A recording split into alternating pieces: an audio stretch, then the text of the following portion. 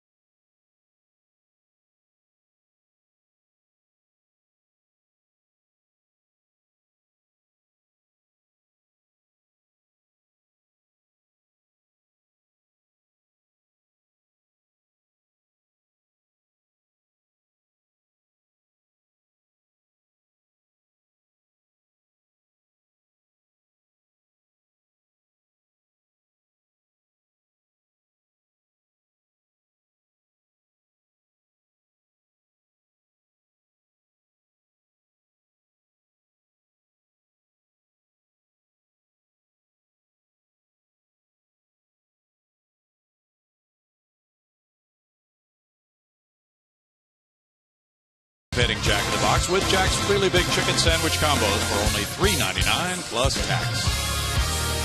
The Astros take the field for the first of a very brief 3-game homestand. They're trying to shrug off a 3-game losing streak after being swept by the Texas Rangers. And they meet the Toronto Blue Jays, who won 3 of 4 from them in Toronto earlier this season. Blue Jays' only trip to Houston. And their skipper, John Gibbons, is a native of San Antonio who still lives there. There's the starting pitcher, Todd Redmond. Here's the starting lineup for John Gibbons. Jose Reyes, shortstop. Rajay Davis, left field. Edwin Encarnacion, designated hitter.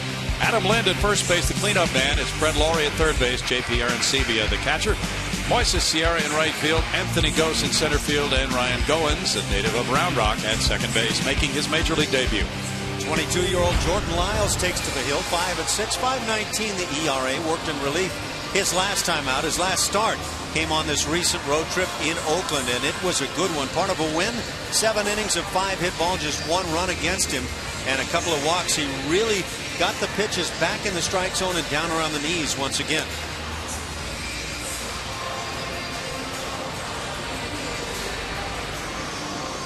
And then he pitched in relief in that Angels series, going 2 to 3rd, allowing 2 hits, 2 runs. And that's one thing that manager Bo Porter was asked about on this 6-man rotation. He likes the fact that a guy who has started can be available on his bullpen day between starts for use in relief to save the other arms in the bullpen.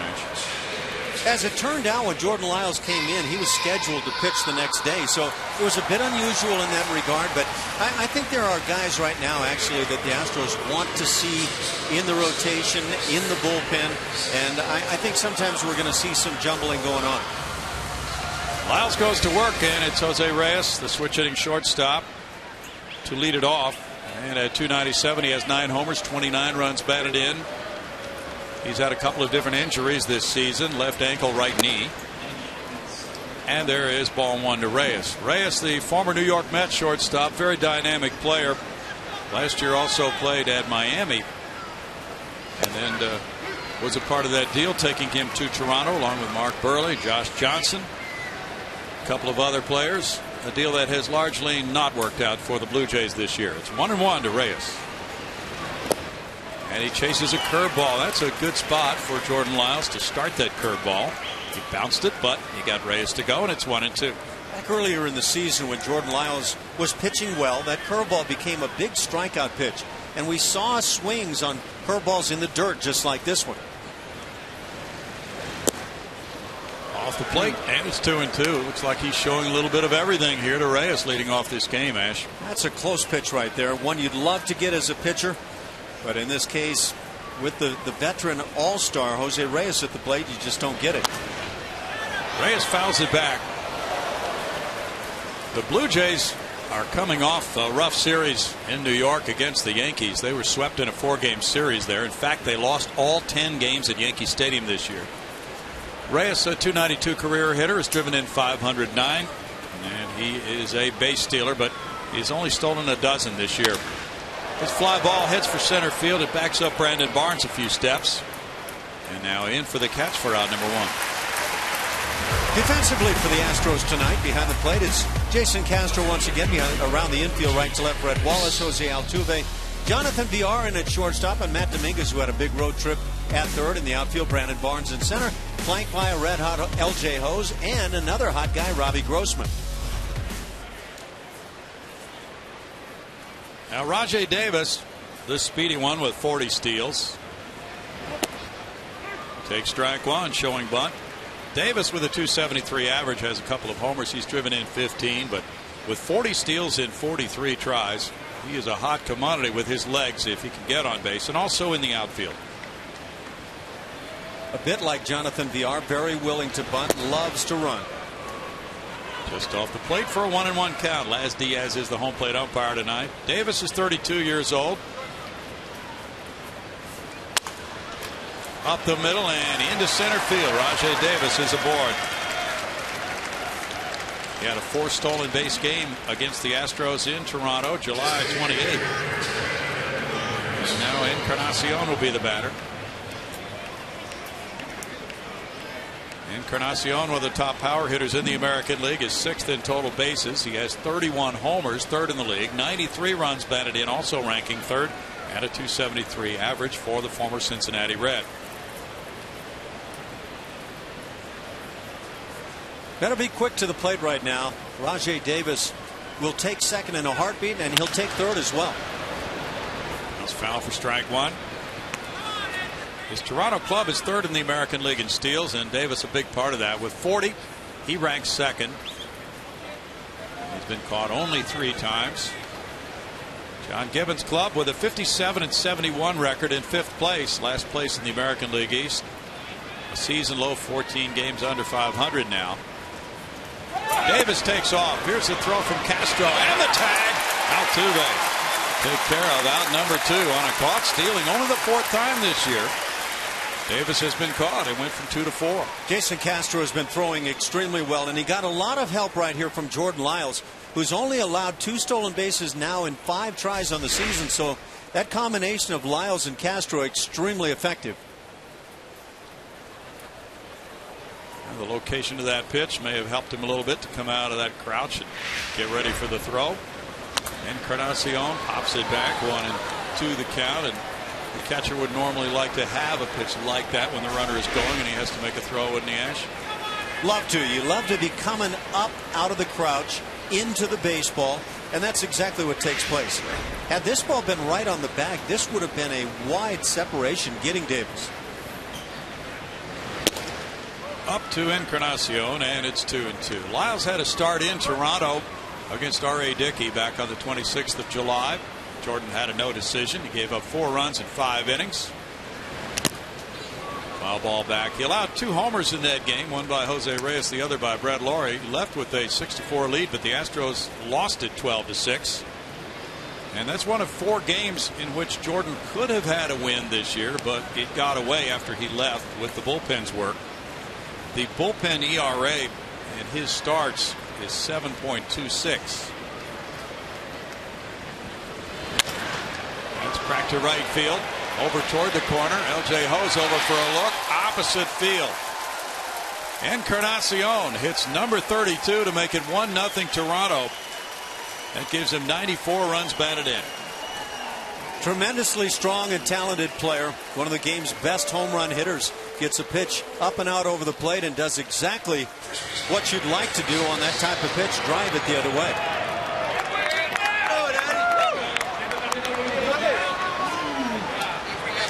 Oh, he hit 42 last year, now with 32 after this swing. There it is. I mean, that's if you're in batting practice session and your hitting coach says, what should you do with this pitch? That is it. Of course, most guys don't have the power to drive it like that. 1-0 Blue Jays, and now it's Adam Lynn batting. Lynn takes ball 1. Boy, that's a good looking starter pitch. Yeah. 280, 16 homers. He's driven in 44.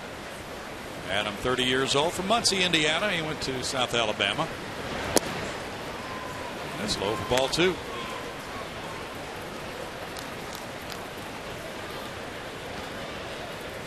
Lynn was drafted in the 3rd round by the Blue Jays in the 04 draft. Had a big year for them in 09 with 114 runs batted in. 2 balls, 1 strike. Jordan has come with 3 pitches right at or apparently below the knees, and he's gotten 1. Adam Lynn has hit .375 in his last 9 games with 2 homers. Now he's ahead 3-1 in the count. The Blue Jays do a lot of their run scoring via the long ball. Encarnacion's homer was their 153rd of the season. They rank 2nd in the American League in home runs. Chop to the left side, backhanded Matt Dominguez. Playing well off the line. He takes care of out number 3. It's 1 run, 2 hits, nobody left. Toronto 1.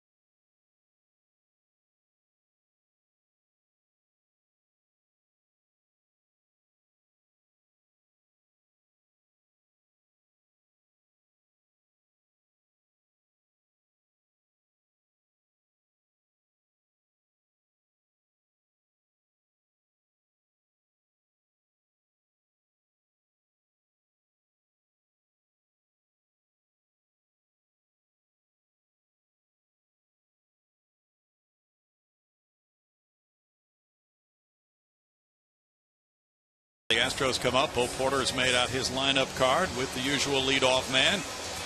Robbie Grossman, who went to Cy-Fair High School in left field. L.J. Hose in right. Jose Altuve at second base. Jason Castro the catcher. The DH, Chris Carter. Matt Dominguez at third. Brett Wallace at first. Brandon Barnes at center. Jonathan Villar the shortstop. Right-hander Todd Redmond on the hill, 28 years of age. He's kicked around the minor leagues for quite a good while. 1-1 on the season and limited opportunities for the Blue Jay and a 3.32 ERA.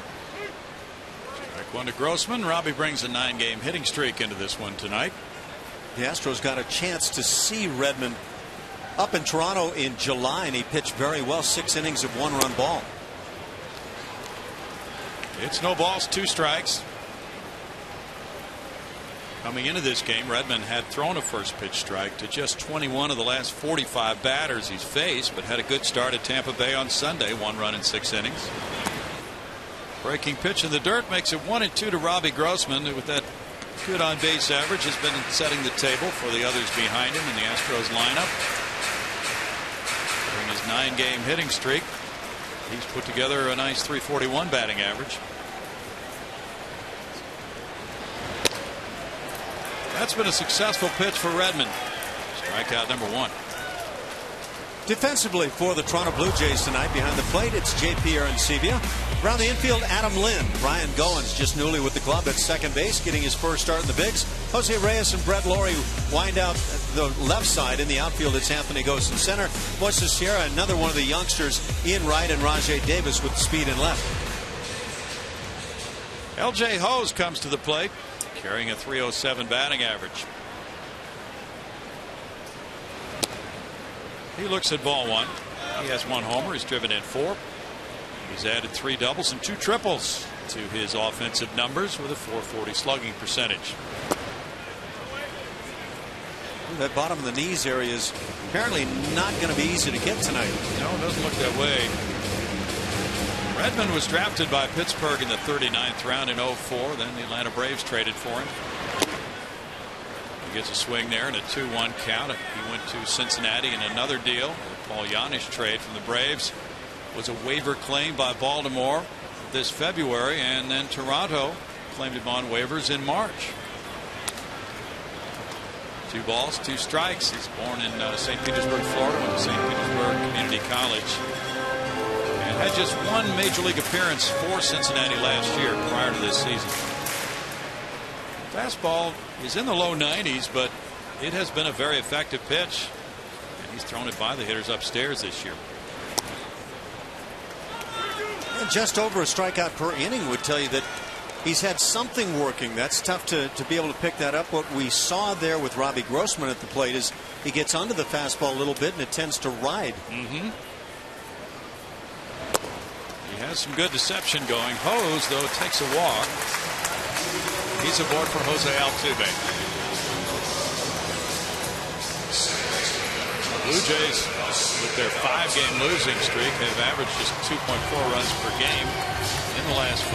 Bo Porter hoping that continues and hoping his offense can get it cranked up here with Altuve batting. Jose, a .274 hitter with 4 home runs, has driven in 41. He scored 49 this year. He hit .184 on the Astros' long road trip. They were 4-5 in the 9 games. He cranks this one out to left center field. Ghost watching this one fly way out to left center field. And Jose Altuve heads for second as here's Hose rounding third, coming to the plate without a throw from Reyes to tie the game on an RBI double by Altuve. 21st double, RBI number 42 for Jose Altuve. Coming a long way to left center. Jose doesn't turn on a lot of balls with great authority like this, but when he does, he shows he's got some genuine pop, and that speed of L.J. Hose, very valuable in scoring from first base. Pitch came back in over the plate, and he was ready to bash it. You know, and I'm not sure he got every bit of that either. Very good swing. Looked like he could have caught it a bit off the end of the bat. But that's not easy to score when you have to play it that way and then take off sprinting. L.J. Hose can run. The umpires may review this play. They're meeting now. Baez Diaz, the home plate umpire, is going to stay on the field, and the other 3 on this crew, Bill Miller, Mike Winters, the crew chief, and Tim Timmons head for the tunnel to the umpire's dressing room where there's a video screen to review that call. You know, since Major League Baseball has announced that they're going to expand replay next year, I think the umpires have shown an increased desire to make sure they get plays called correctly. See how close this was, Ash? I thought in watching it the first time through that it hit below the line, and I think that's probably what they'll find. But that's such a tough area out there. The baseball can get lost in the light-colored sections of the wall. Jose Altuve, I know what he's hoping for right now. Home run number 5 of the year. And a 2-1 Houston lead. What'd you see there as the ball came down? Couldn't tell. It's just a tough area. We have a different angle now. Okay. Well below, yeah. And that winds up being an easy one, but I applaud the umpires for wanting to make sure they got it right. And they did it quickly. Yep. Very little delay in the game. That's a lot quicker than, say, if a manager comes out and puts on a prolonged argument. This is much better. Now a tie game, and it's Jason Castro batting. There's the crew chief, Mike Winters there. He's at second base. Looking in at Castro.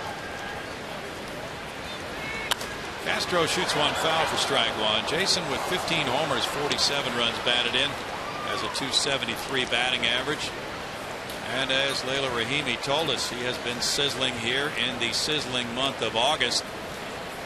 In fact, it's just really something to see how well he has hit this month. He seems to be getting stronger when a lot of catchers are losing a bunch of points on their batting averages. No balls, 2 strikes. His 15 homers are the most by an Astros catcher since Joe Ferguson hit 16 back in 1977. Club record 17 set by John Bateman way back in '66. Comedian Stephen Wright used to joke, I believe, that it's hard to tell if you're in a groove or a rut. But I would say in the case of Jason Castro, he clearly has found himself in a groove, and he maybe gets had right here. Tim Timmons on appeal to the third base umpire rang him up for a swing. Round number 2. Just at first glance right there, that didn't look like a swing. No. He got the bat out there much further than I thought. Watch how steady he keeps his hands. And then that bat gets out there. That's in that range where you're going to get run. Got a question for you on that as Chris Carter bats. Carter takes, and it's strike one. He's been seeing a lot of sliders lately. 214 for Chris, 23 homers to lead the club, 64 runs batted in. Also the top figure on the Astros. He's driven in 10 in the last 10 days. On that check swing call, if the hitter keeps his hands above the bat, is he more likely to get the call, as Jason did that time? Yeah, that's a fair question. You know what I tend to look at is just the barrel of the bat and home plate. And does the bat come all the way through home plate? And I would say in that case it very well may have. Carter fouls it back, and it's 0-2. We get another peek here from that side angle. Look at the hands, how steady, and that's one of the reasons why I think he's been so good. But in my estimation, the bat probably drifts on through the plate, and it's what the umpires down the lines tend to see. I don't know if they look at the hands. It's a great question. And we can all interpret it differently. That's strike 3, and Redmond has struck out the side. Hose with a walk, Altuve with an RBI double. Tie the game 1-1 after 1.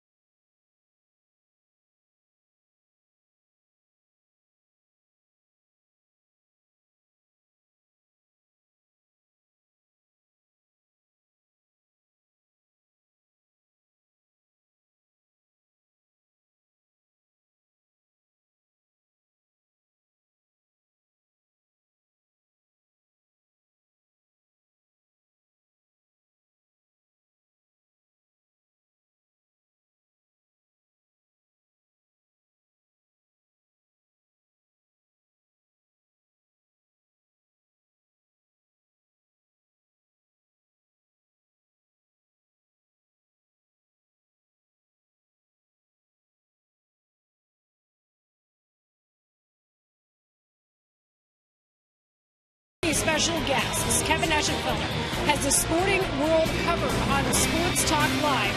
It's weekdays at 5 o'clock, and it is only on Comcast Sportsnet. And as we bring you back, Bill and Alan, one note to pass along about Cody Clark. It's a story of perseverance. He has spent 11 years in the minor leagues, and he said that when he got the news about getting the call up, it was from his manager, Keith Bodie in Corpus Christi. He asked him, how many managers have you had? And he said about 8 or 9. And he said, well, I'm proud to be the one to tell you you're getting called up to the big leagues. He said he broke down. What a great story. Brett Laurie pops it up into foul territory. Brett Wallace over. It's out number 1. So Cody Clark, after 11 seasons in the minors, and he's from Arkansas, so his family has had the opportunity to get here for this game, making his major league debut. He's played in the minors since 05. Selected by Toronto with a 48th round in 2000. He didn't sign. This year he's been at Corpus and Oklahoma City, hitting .212, 1 homer, 13 runs batted in, getting a chance to join the club with Max Stassi being put on the 7-day concussion disabled list. First day in the big leagues, Cody Clark. J.P. Arancibia with strike 1. And to add to what a special feeling this is for Cody Clark, he has been at AAA Oklahoma City most of the year. Recently was sent to AA Corpus Christi just a few days ago. And so he went down, then he went up. Now Dominguez throws over to first to get Arancibia. And also about 3 or 4 days ago, he and his wife found out they're going to be welcoming their first child into the world, a girl, in January. Big leaguers always have girls. I couldn't say enough great things about a guy like Clark who has battled and battled throughout the minor leagues and just kept it going for the dream. And I'll top that off by saying the organization in bringing up Clark in this kind of situation, to me, that's just top level. A guy who has given you everything for all these years and now gets this opportunity. Moises Sierra was recalled from Buffalo just 2 days ago. He was in the big leagues with Toronto last year for 147 at bats. And Layla, it reminds me of Alan Zinter, who had been a first-round pick of the New York Mets, and he spent, I think it was 11 years in the minors, and the Astros finally called him up late in the season, and he made his major league debut. Those are tremendous stories. You know, he's not the only person who jogs the memories of baseball fans. This story blew up on Twitter, and of course, the masses have the best opinion. They say he is the real-life Crash Davis from Bull Durham. And I talked to him before the game, and he said, I'll take that, but I want his home run total, too. See, that says he's an intelligent guy. Nothing wrong with a little experience, as we like to say. Did you know he also has his college degree? Got his degree from Central Arkansas in 2008, so a well-read man. That's true. Foul back. Great story. And you know, Bo Porter will go out of his way to get him some playing time. Bo's very good about getting players into major league games right after they're promoted. Hard to say how long Cody Clark will be here, with 2 of the Astros catchers currently on that 7-day concussion disabled list, Carlos Corporan and the guy we just mentioned. And it's 2 balls, 2 strikes. So, you know, it's a difficult time for Max Stassi as he got hit by that pitch, and he had that same exciting feeling of coming to the big leagues and had the success, had a couple of hits in his first major league game, and then got hit by the pitch. Corp was hit on a foul ball and had to go on the concussion DL, so it's a very unusual time. Sierra draws a walk. And he's aboard for Anthony Gose. Yeah, you better appreciate every day you have in this game, especially at the big league level. It can go so quickly, and I think that obviously great fortune was on the side of the Astros the other night with that hit batter. It could have been so bad.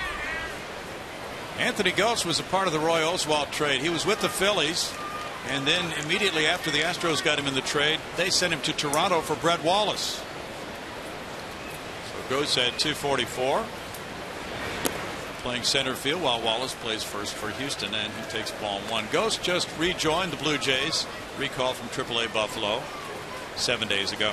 If you press me to say fastest player in the major leagues, you're looking at him. I've had a chance to watch Anthony Gose, and he can flat fly.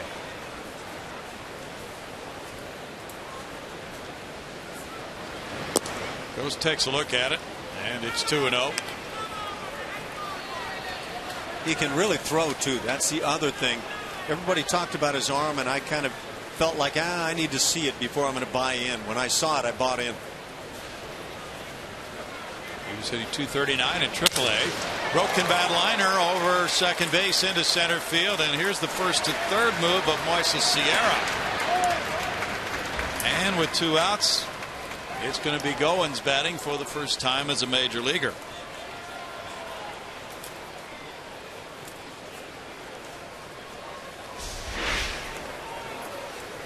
Well, you don't have to center it up every time to get yourself a knock.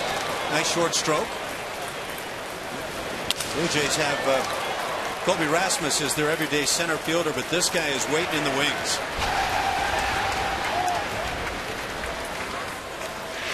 Made it look like there's a beach down there as you turn first base.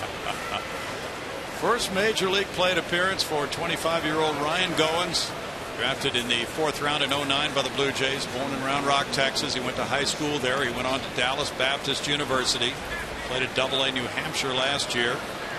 Primarily a shortstop, but playing second base tonight. And that's in the dirt, ball 1. He too has family here for this game. Goins at Buffalo appeared in 111 games this year. He hit .257 there, had 6 homers, 46 runs batted in with 22 doubles. Blue Jays are a banged up ball club. All 3 of their starting outfielders are on the disabled list right now. Jose Bautista, Colby Rasmus.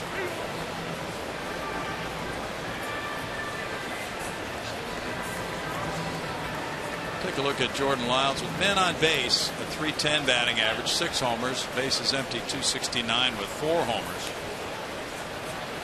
So now working out of the stretch, hopes to get Goins. That may get him going. You didn't just say that, did you? Not really. Yeah, you really wonder about how the stretch impacts certain pitchers, and in the case of Jordan Lyles, do those numbers reflect that kind of scenario? Is the stretch impacting him on the negative side? .350 batting average with men in scoring position against Jordan Lyles. So is there something mechanical that he's doing out of the stretch? That can be a case sometimes when you have those types of numbers for a pitcher. I guess I would respond yes. I would also say the timing is definitely different, especially if you're a guy like Lyles who is conscious of the running game and cuts it down by being quick to the plate.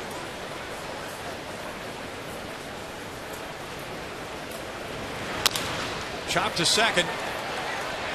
That's a big out for Jordan Lyles. No runs, a hit, 2 men stranded. It's 1-1 after 1.5.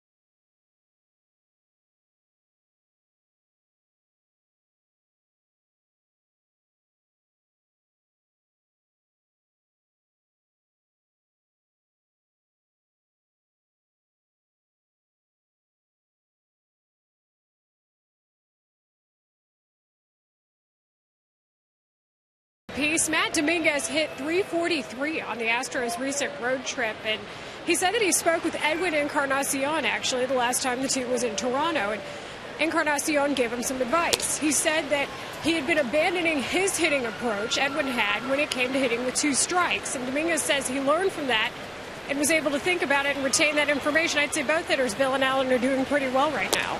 Oh, yeah.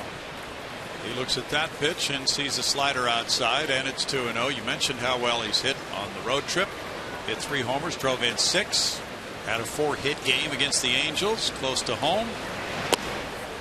So things are looking up for Matt Dominguez. It goes to a 2-ball, 1-strike count. As you bring up Edwin Encarnacion, Layla, it brings to mind for me how things can change in this game. If a guy has talent, there just may be something there. Dominguez with a drive to left field. And Matt Dominguez will take the tour. That is home run number 18 for Matt. And the Astros grab the lead 2-1 as Dominguez goes deep. And I would say there is definitely something there with Matt Dominguez. He has been displaying what he can do. We've seen it all year with the defensive side of the game, but with the power side, with the bat, he is really developing, and he could turn into a monster, and that's where I was going with Edwin Encarnacion as we watch Matt Dominguez slamming balls all over the recent road trip. He was tremendous. Edwin Encarnacion was so close to going out of the game a few years ago, but he put it together, and he has become one of the game's best power hitters. Brett Wallace takes strike 1. Domingo unloads again. He's on a power roll. That's 4 homers in his last 7 games. Brett Wallace homered in Toronto off Todd Redmond. Matty D, that bat is quick, it's powerful. Great defense combination. Boy, he's starting to set up as one of the game's very gifted third basemen. Slider makes it 1-2. Wallace with 10 homers, 28 runs batted in. Has a .220 batting average. The Astros get the long ball from their third sacker. That brings him to 63 runs batted in. One behind Chris Carter, the club leader. Wallace fouls it back. It's the 8th home run Redmond has surrendered in 44 innings. Encarnacion belting one in the first inning. He's 32nd of the year. Edwin has never been known as a great defensive player, and yet he's become a pretty good one, especially at first base. Wallace strikes out. That's 4 for Redmond. But I know the Blue Jays have to be extremely pleased that they played the patience game, not only with Edwin Encarnacion, but with Jose Bautista. And 2 guys with talent, and they really have come through. It's an odd game for Redmond so far. 4 strikeouts, a double that was nearly a homer and a walk. Brandon Barnes at .228 with 6 homers has driven in 27. Strike to Brandon. He was talking around the batting cage about searching for consistency. He hit .148 on the road trip, 4 for 27. And he said it's always been that kind of a search for him. He's had his good stretches, but really would like to make them longer, obviously, as every hitter would. 1 ball, 1 strike. And that's his mission. He has 2 hits in his last 25 at bats now. Ooh, it's a tough call. 1-2. We haven't seen that call to this point. That's a great pitch from the hill.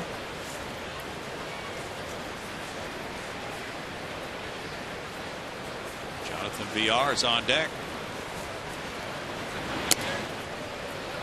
It's 2-2. The way Redmond slings that ball, it really does have some riding action, doesn't it? Gets under it, and I can think of some pitchers through the years, Dennis Eckersley most famous among them, who would get under the fastball and it would just take off. Looks like it has some great riding action on it. 3-2 now. Slider is not as consistent for him. He struck out 10 Astros in 6 innings in Toronto, but got a no decision. He left with a 1-1 ball game.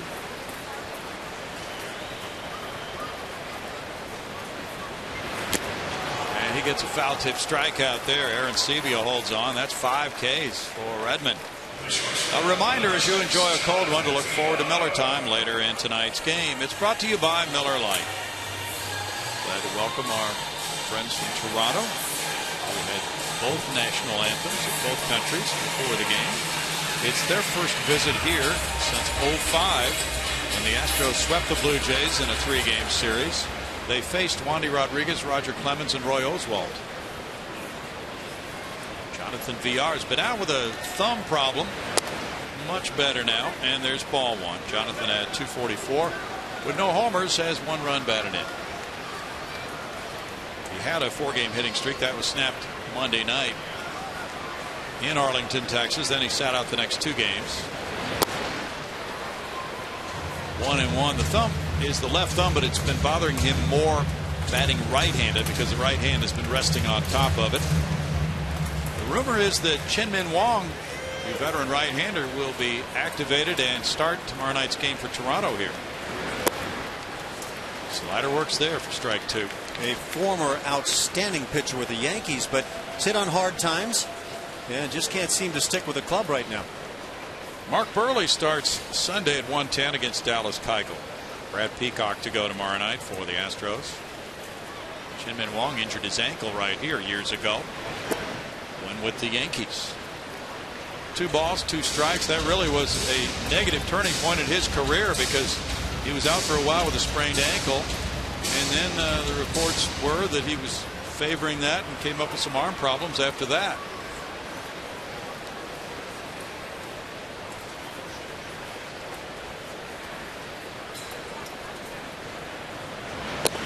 VR looks at it. It's off the plate, and it's a full count to Jonathan. Chin-Min Wong had one of the game's outstanding sinkers, hard sinker up to the mid-90s at one time.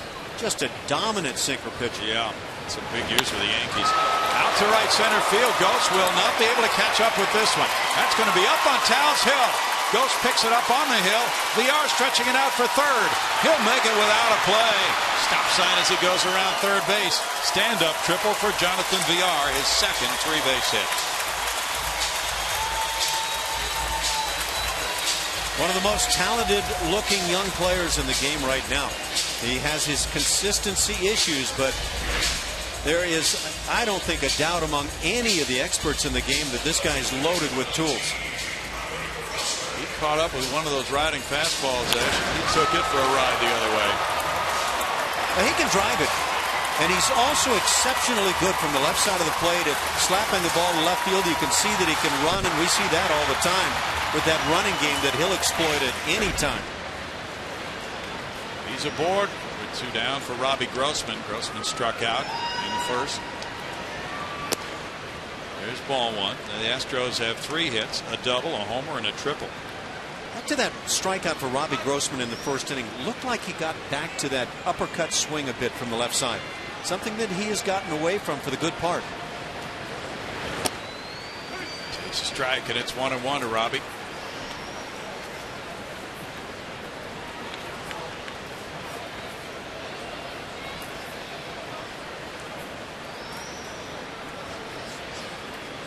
The Astros will be headed for Chicago for a series with the White Sox after the Sunday finale here. It's 1-2. Back to Jonathan VR and that triple we just saw. This ball come off the bat. That's just a ball exploding. And you could see, even with the wheels in center field, Ghost could get nowhere near this ball.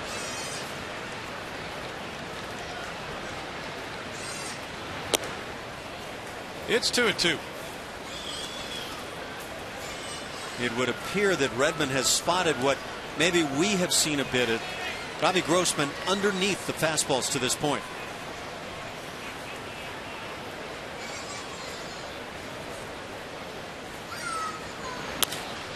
In the air to left center field, Rajai Davis backing and making the play.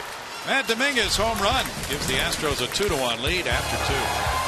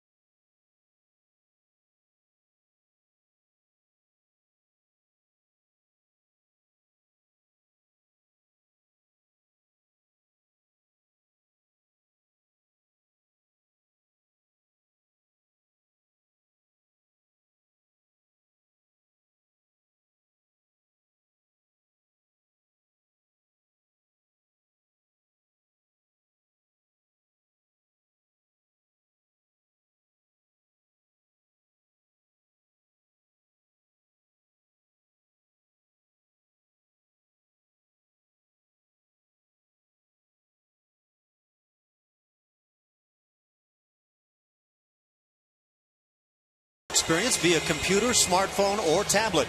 Get in-depth stats and join the social buzz. In-game live only on csnhouston.com.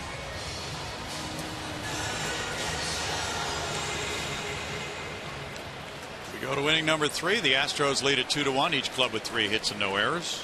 Jose Reyes is the leadoff man. And he takes strike 1. He worked the count to 2-2. Hit a fly ball to center field his first time up.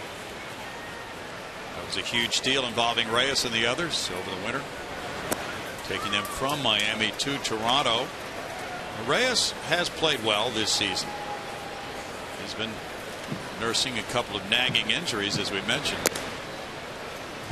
And Mark Burley, too, has delivered. The other guys, though, Josh Johnson has been hurt most of the year. And they have really not reaped the rewards from that deal, trading prospects to the Marlins. Now back, and it's 2 balls, 2 strikes. Boy, have they been hit by the injury bug too, Ash, and that certainly has to play into it for John Gibbons.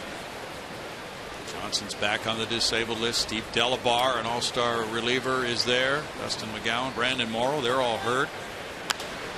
And all 3 of the outfielders. Rasmus is having a good year. He's down, as is Melky Cabrera. And Jose Bautista, their big home run hitter, along with Encarnacion. Bautista's hit 28 this year. He's second to Encarnacion on their club. And there you see the others. Meiser is Turris. It's a load of talent on the DL. 12 names on that DL for the Toronto Blue Jays. And they're not just cast-off players. That's a list of guys that were supposed to make the Blue Jays the team in the East.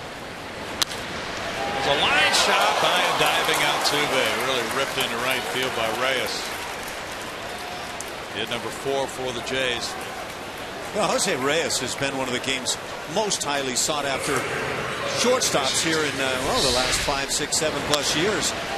And there are so many similarities between this guy and Jonathan Villar. You bet. It'll be fun to watch them during this 3-game series and explore those similarities. Rajai Davis, who came from the Pittsburgh Pirates, they traded him to the Giants. He was a waiver claim by Oakland. Toronto got him in a deal for 2 minor leaguers after the 2010 season. As a guy on first with 422 steals. And showing bunt. Davis takes a look at it, and it's ball 1 on appeal to Bill Miller. He did check. Davis single to center his first time up. He's from Norwich, Connecticut. He started as a switch hitter, but then gave up batting left-handed in 2004. Stole 46 bases last year to finish second in the American League.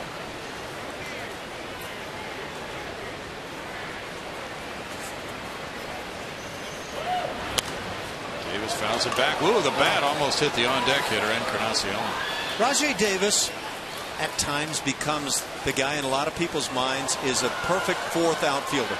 Runs great. You can use him in so many situations. Watch Edwin Encarnacion right here as he avoids a little contact. But Rajai Davis is also a good player who finds a way to start playing a whole lot as he gets into the season. Melky Cabrera has a .279 average, 3 homers, 30 runs batted in, 344 at bats. So that's been a big disappointment for the Blue Jays. Davis has had 243 at bats himself. Quite a bit of playing time for Rajai Davis this year.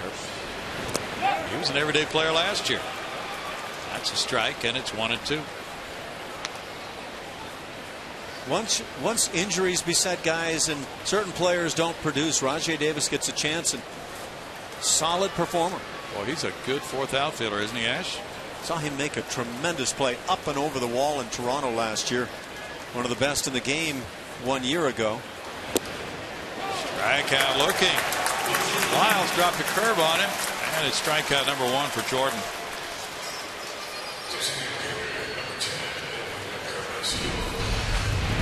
Blue Jays hosted the Astros a month ago. Edwin Encarnacion, again, one of the game's great power bats, and he had one huge game up there, had a grand slam, and that was the grand slam. Got out by about a half an inch. Nobody cared. Yeah, he had a couple of home runs in that game and wound up with 8 hits in the series and 10 at bats. 2 homers, 7 runs batted in. Look at 8 runs batted in. So Encarnacion comes around again. That's strike 1.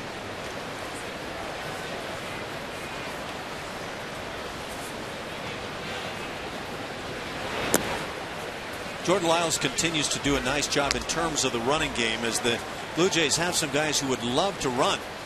But with Castro already gunning down a would-be base thief, that was Rajai Davis in the first inning, I think there's a lot more second thought going on.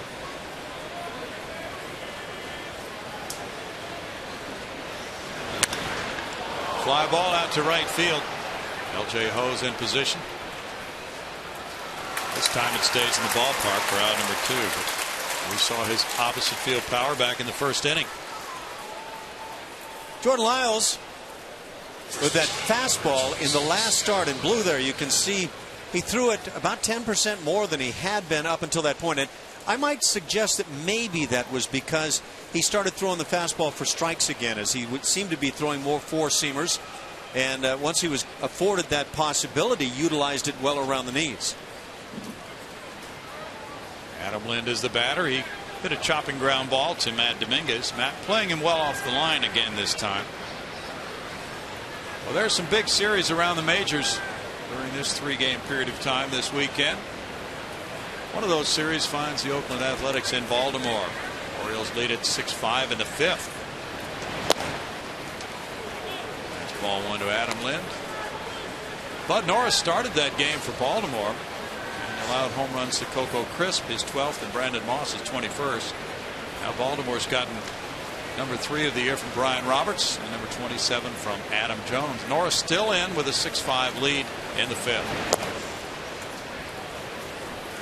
2 balls, no strikes. The Oakland Athletics now have dropped 2.5 games behind the Texas Rangers, and the Baltimore Orioles are right in that scrum in the AL East. But that is just quite a battle now. The Yankees are a half game behind Baltimore. Baltimore trailing Boston by 5.5. Yankees have been on quite a roll. That's the Blue Jays. Well, the Blue Jays are 0-10 this year at Yankee Stadium. Fortunately for them, they're finished there. And because there is a look at the wild card picture, and the Yankees are right back up in it, just 3.5 off the lead, Ash. And Tampa Bay has shared, or actually owned, first place here just a little bit of late. That's a club that has to be contended with. You bet it does. But they're pitching. Strike there to Adam Lind.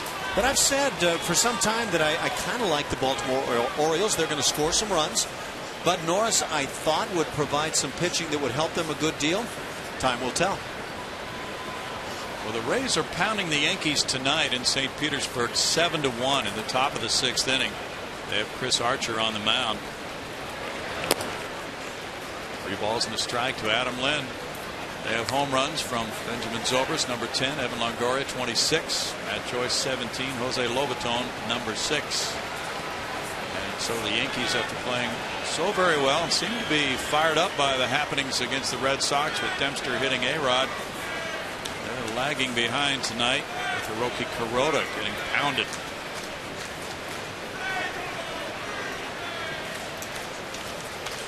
The Yankee club, of course, is always fascinating to watch, but especially so this year.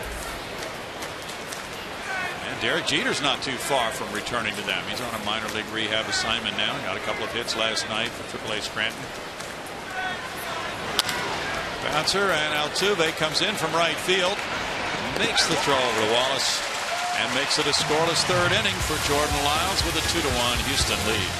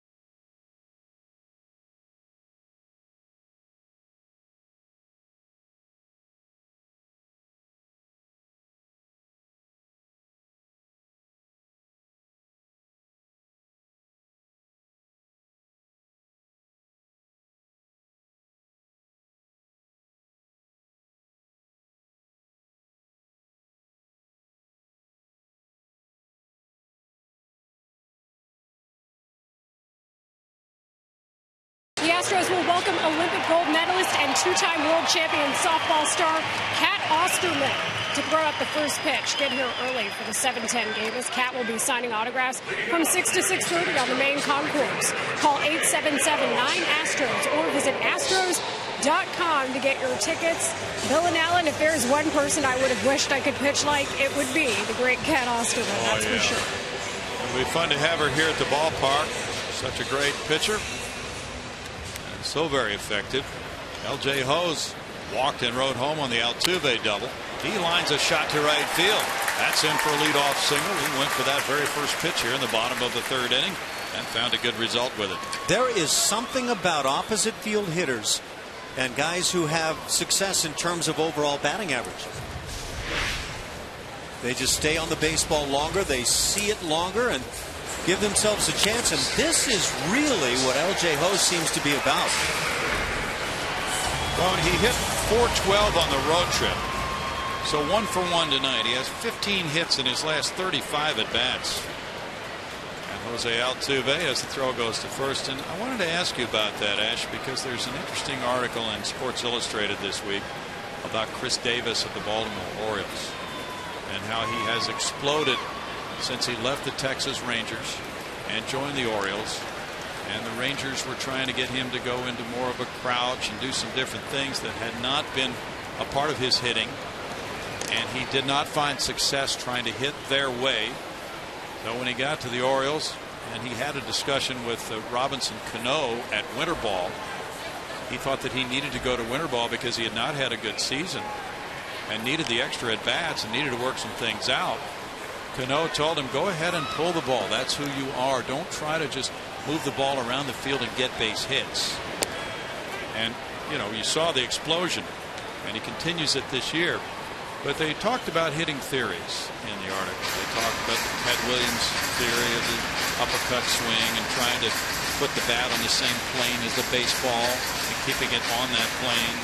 And they talked about other theories with Charlie Lau coming into prominence with the White Sox in Kansas City back in the 80s. A little different approach there with that high finish with the hands.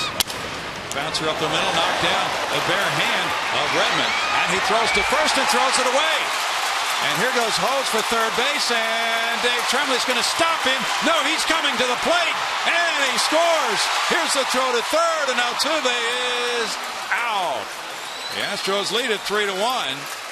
Dave Tremblay was bringing Hose around third and then put up his hand, but Hose just kept coming and scored as Arancibia couldn't corral the throw.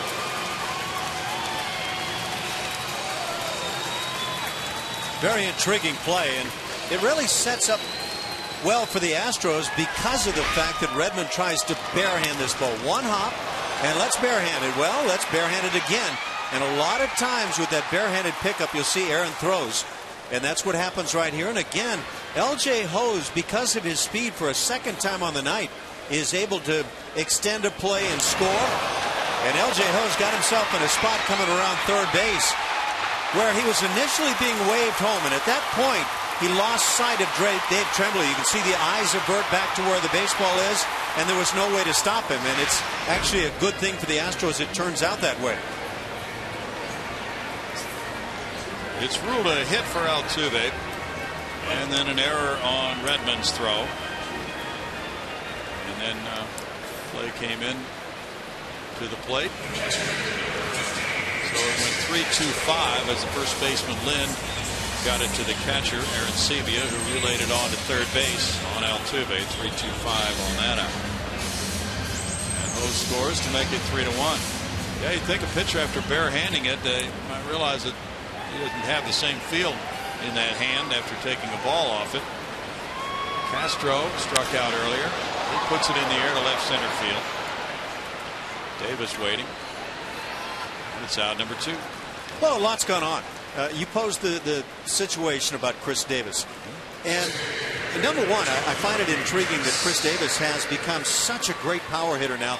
Well, he's a big guy and plenty of power in the swing, and so in that regard it's not unusual. But the way he's gone about it, using all fields so well. So he doesn't just pull everything, but he's hitting with power to all fields. And one thing that my experience has taught me is that a lot of guys, most guys, the vast majority of guys, that have somebody tell them the right way to swing, here's how we want you to do it, will at some point, most often, come back to what is natural for them. Now, there are certain things that I believe you'll never be able to hit well if you do, but there is no one swing that is the right way to hit. If I hear somebody saying, here is the way to hit, the way to hit, I'm probably going to take it with a grain of salt. Strike makes it 1-2 to Chris Carter, who struck out looking in the first inning. Well, he emphasized keeping his hands closer to his chest, and this is the latest fashionable way. Inside the ball is the term. Never heard that term as a player. Not once did I ever hear it. Okay. Well, I was talking with the Astros hitting coaches around the cage before the game tonight, and they said, yes, that is the trend of the day. But Dan Radisson said it's not all that unlike the Charlie Lau theory. Really, it's just a different way of describing it. The Charlie Lau theory is to load up on the backside and then keep the bat in the hitting zone as long as possible by extending toward the pitcher and then up as opposed to around the baseball. It worked pretty darn well for a few people, I can guarantee you that. Sure did. George Brett among them. Carter's down on strikes, and the Astros come up with a run on 2 hits with an error. It's 3-1 Houston.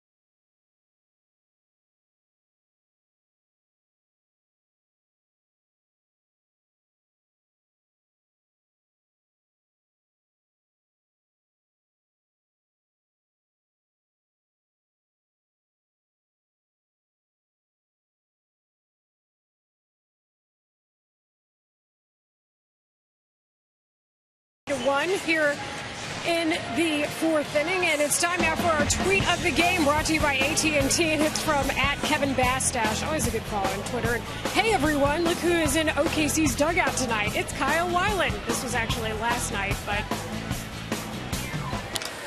I didn't know he was there. There's a drive to right field, and this ball was caught by Hose for out number 1 as Brett Laurie lines out. Layla, back to you. Well, we always like hearing about where pitchers are, and I know we do a lot of the 6 degrees of various trades, and for good reason. Speaking of that, another guy who came over in that Blue Jays J-Happ trade, Asher Wojciechowski. I got to talk to him in our Down on the Farm series. He's starting right now for the Red Hawks as they take on the Express. And Wojciechowski, for those of you who don't know, spent 3 years at the Citadel, and his manager Tony DeFrancesco credits his gamesmanship and also his competitive nature, the reason why he's doing so well with that military training he had. Interesting. JP Arancibia taking that pitch for strike 1. He's number 2 on the all-time Toronto home run list for catchers to Ernie Whitt. Fouls it back, no balls, 2 strikes. JP's gone deep 19 times this season. He's hit 61 now in his career as a catcher. And he's first in the majors among catchers with those 19 homers. Legitimate pop, but he's had a miserable time trying to hit for average. He doesn't walk much, for one thing. 16 walks, 122 strikeouts. This fly ball hits for left field and sends Grossman back. Grossman now off the wall, watching this one go into the Landry's Crawford boxes. And that's number 20 for J.P. Arancibia. And it's 3-2 now, as he took an 0-2 pitch out to left field. So 2 runs on 2 homers. That's Blue Jay baseball this year. And I don't think the teams that do hit for a lot of home runs will apologize for that fact. Hitting the breaking ball, Arancibia, just a lofted fly ball that finds the Crawford boxes.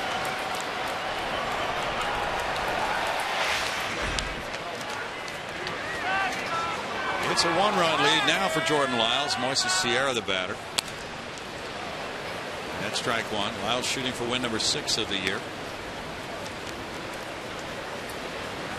Jordan beat Oakland and gave up 1 run in 7 innings, beating Bartolo Colon August 13th.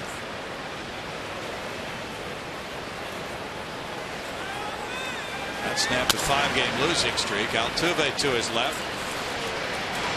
Over the Wallace, 2 outs. Home run ball really has not been a major issue for Jordan. He's given up 12 now with the 2 tonight in 113 innings. Well, that's about that 1 every 9 to 10 innings range where you'd like to be come the end of a season. You just want to stay away from some of the other issues that have gone on for Jordan. Anthony goes single to center field. Broken bat hit for Anthony back in the second. Showing bunt, and there's ball 1.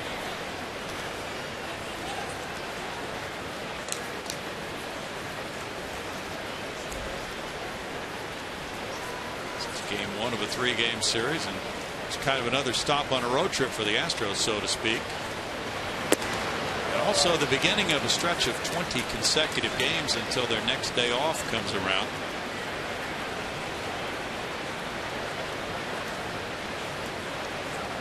Both Porter's club's going to be suiting up a lot here.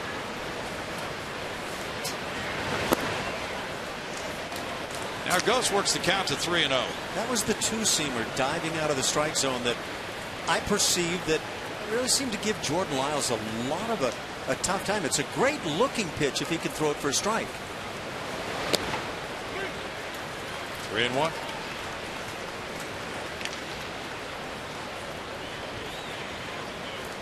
Round Rock leads Oklahoma City out. Round Rock there in the top of the 5th inning.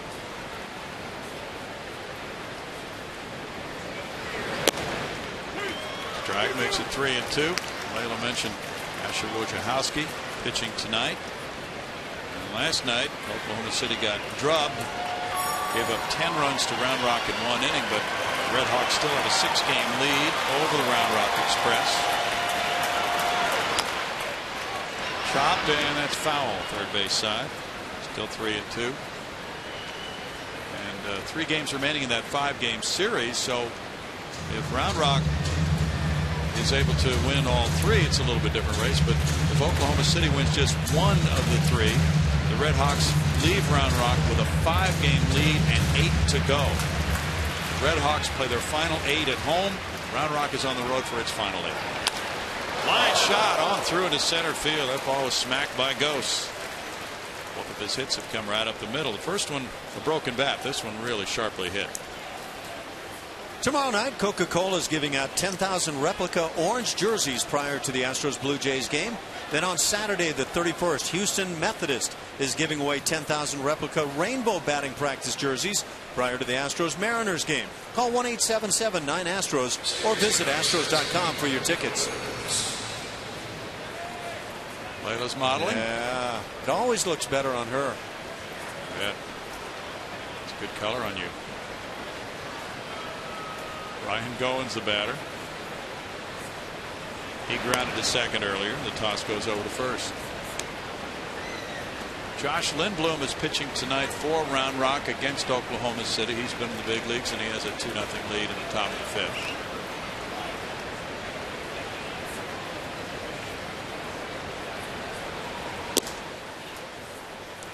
That's ball 1 for Jordan Lyles to Goins.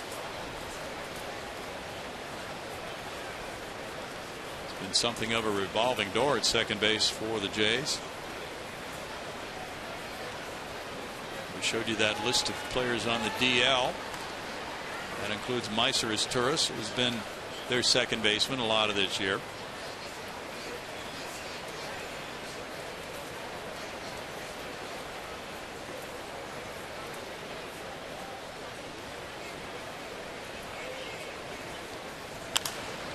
That's fouled away, and it's one of them. What did you think of the whole Ryan Braun statement last night? Well, it was scripted, and he may have done the scripting, and I applaud him for getting out there and finally saying something. I think it should have happened right away. I believe a lot of people feel. But, you know, I think he was probably being genuine to a good extent with the words he provided. I just don't know when it comes to Alex Rodriguez talking about, well, I only use things between these years, and he put up all these great numbers before. You have to wonder. And when it comes to Ryan Braun saying, I only started when I had an injury and I needed to rehab it, it's hard to accept. I don't know. Do you react to that at all, the way I'm referring to? Yes, I do. And the other thing that's been stated by some of the guys who are on TV on the various networks, I think it would have been nice if he had gone into a press conference setting and answered questions. Taken questions, yes. Because remember his statement in spring training before the cameras, defiantly saying, I did not do this. I would bet my life that I did not put these things in my body. Well, if you're willing to go on camera and do that, let's go on camera then and explain and open it up to questions, not a controlled statement. I completely agree. And you know, he tried to address, well, I'm sorry for people I basically threw under the bus when I made my statements, but I'm not sure it's enough, especially when you're talking about the collector who got really kind of taken apart. And I didn't see any comments, hear any comments that related to some of the accusations about the collector. Right. Chop to the right side. Wallace takes it. Goes back to first. 1 run scoring on the Aaron Sebia home run on 2 hits with a man left. 3-2 Astros.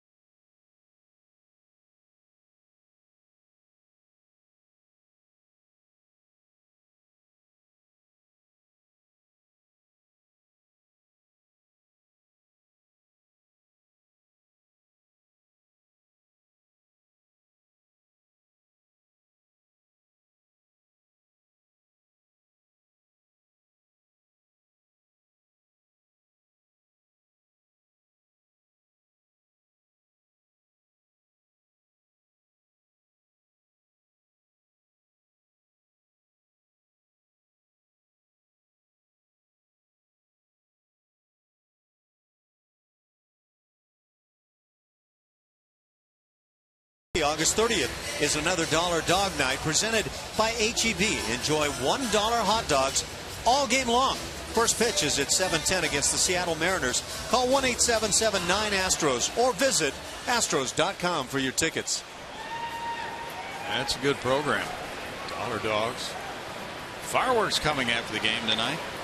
I don't see any complaints from that guy, Brownie. None whatsoever. Bottom of the 4th inning, 3-2 Astros. Matt Dominguez, who was among the Astros' good hitting players on that road trip. then responded here in his first at bat of this homestand with a homer. He takes ball 1. And it's 2 balls, no strikes. The Astros did have some really good games. It tends to be lost in the fact that they were swept by the Texas Rangers, but they won 2 of 3 in Oakland, won 2 of 3 in Anaheim on that road trip to go 4-5 on the trip. And they had some hot sticks along the way, including Matt. You know, when you hear players talk about finding something, they've found themselves maybe. It doesn't mean that you retain it all the time. In fact, you will lose it at some point. But I do believe Matt Dominguez has found something special about his stroke. LJ Hose has been terrific. Robbie Grossman as well. And that's a nice group of young players performing well. He takes his 19th walk of the year. That's number 2 of the night for Redmond. Matt Dominguez hits for power without looking like he's trying to hit for power. Porter's Club was out early for work, including taking infield tonight after the day off yesterday. Brett Wallace in the 2nd inning struck out.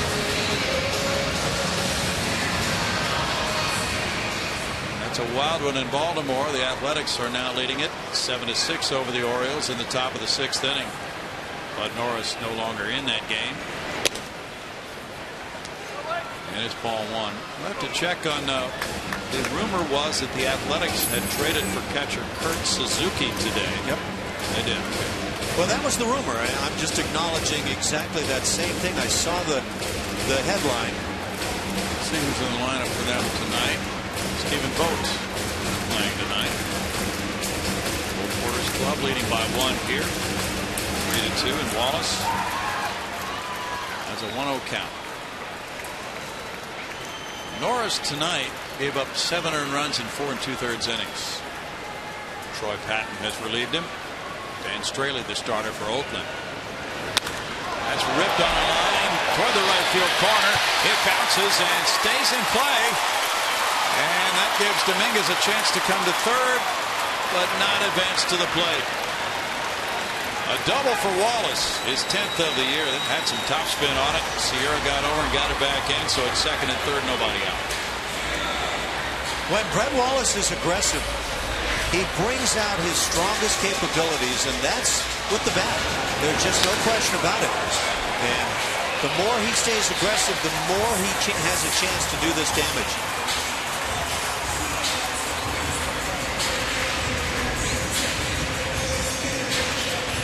Brandon Barnes, who struck out in the 2nd inning, has this RBI opportunity.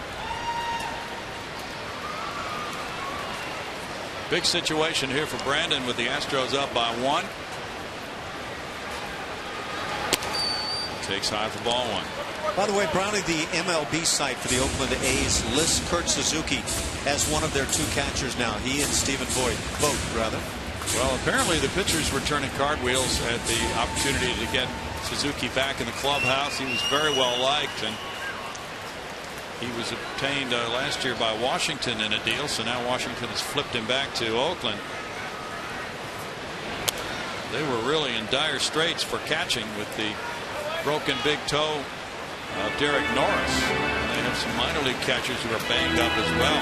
I think you're on the money, because I've never heard anything but rave reviews of the defense of Kurt Suzuki.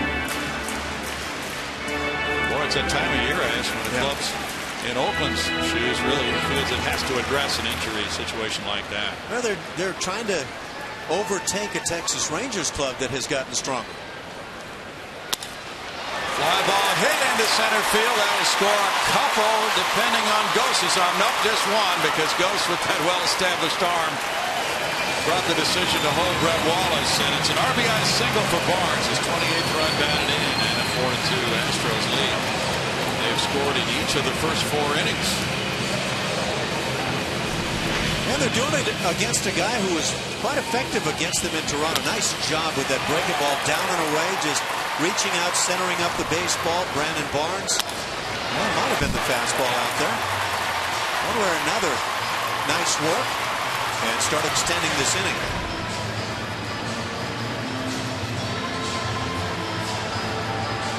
Pete Walker's the pitching coach for the Blue Jays. Redmond visited on the mound, and he gave up an RBI double in the first, a homer in the second by Dominguez, and then a run on 2 hits in the third. Now a walk and 2 hits in the fourth inning. And it's Jonathan VR. He tripled to right center in the second. Blue Jays back in June put together an 11-game winning streak. They were 17-9 that month, but they have had their struggles outside of that 11-game winning streak.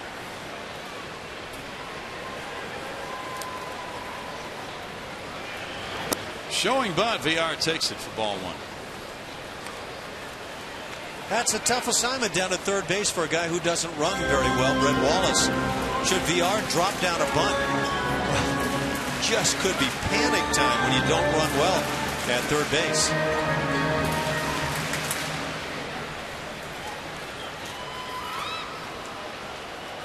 Laurie, the third baseman's on the grass. And he's a very aggressive defensive player. Well, he made a tremendous play yesterday in that Yankee game. Throwing and laying out behind the mound. Then he had a ball that took him into foul territory and made the throw from way behind third. A jump throw. He must have jumped about 3 feet in the air. Brad Lincoln's warming up.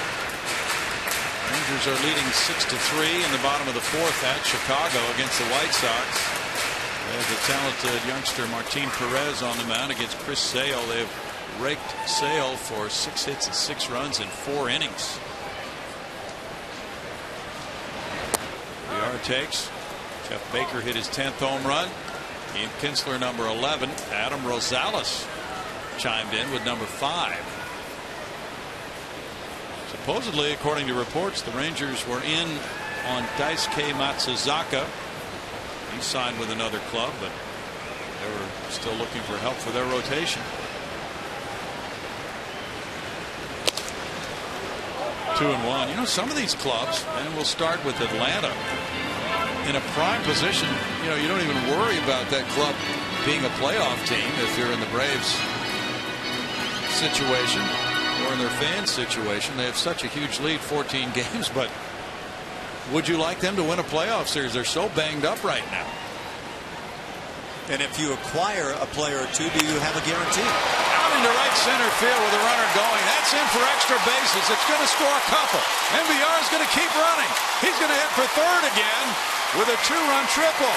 Second triple of the night for Jonathan VR.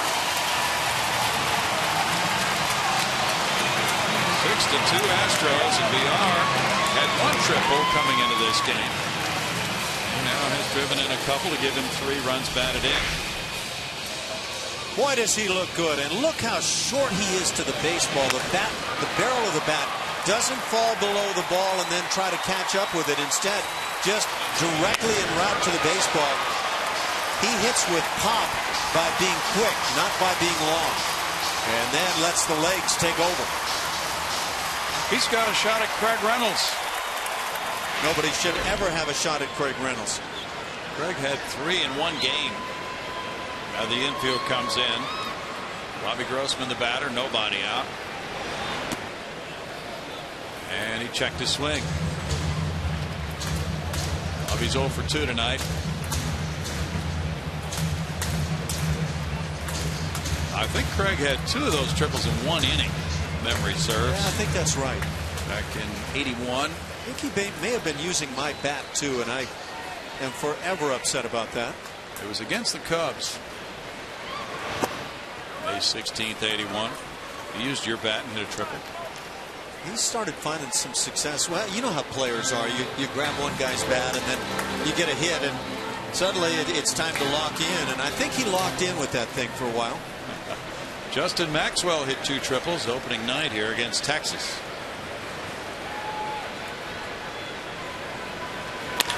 It's lashed on a line to right field, and that will be caught on a run. And here VR is waltzing home. Sierra over for the catch. It's a hard hit sac fly for Grossman, giving him his 17th run batted in. He blistered that ball, and it's 7-2 Houston. Looked like it might drop in as hard as he hit it, but Sierra got over and made the play. That's the Robbie Grossman we've been watching of late. And with that 9-game hitting streak, it has not been a fluke. He's been stinging the baseball.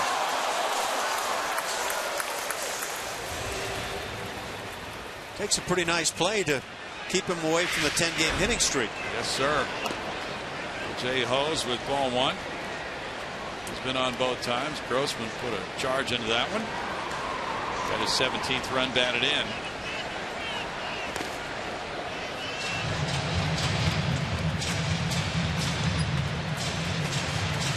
The Braves tonight playing at St. Louis are trailing 1-0. They lost to the Cardinals last night. They pitched Paul Mahala. And they have so many injuries right now. It would be hard to project them to go deep into the playoffs. Jason Hayward's out for the rest of the season with a broken jaw. And they lost Tim Hudson earlier this year. They have really gone through it. They've lost Johnny Venters, our throwing lefty reliever, Eric McClarty. They've had a ton of losses this year.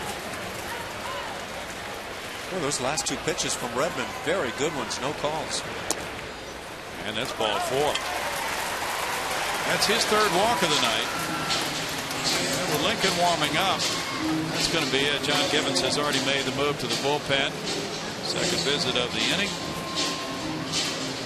Well, the Astros swinging hot bats tonight. They have 7 runs on 8 hits. And they came into this game with a team batting average at home of .229. But there are a lot of new players in this lineup who weren't such a big part of building that statistic. It's 7-2, Houston. Back in a moment.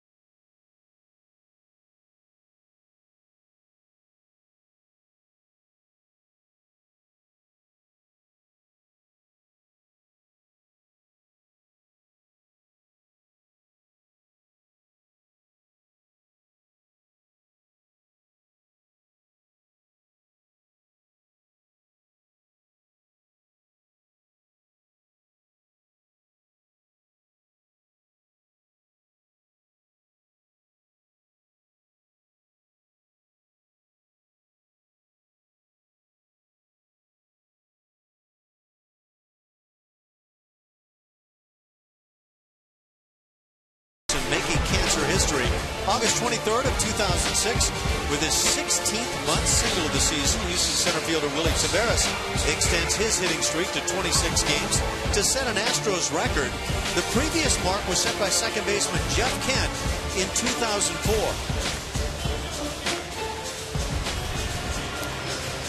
Willie Taveras could run a bit. He was really a streak from home to first, and he could put down bunts. Now Brad Lincoln, who's from Lake Jackson, Texas, and the University of Houston, comes in with a 1-2 record, a 3.56 ERA for Brad Lincoln, who's 28 years old, a first-round pick of the Pittsburgh Pirates in '06.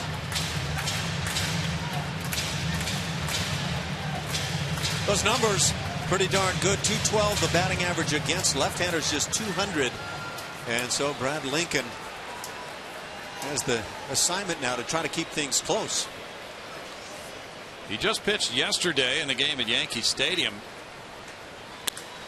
Altuve hits a looping line drive, and Rajay Davis in left field is over to make the play. That's out number 2. Jason Castro will be next. Lincoln coming in for consecutive appearances. He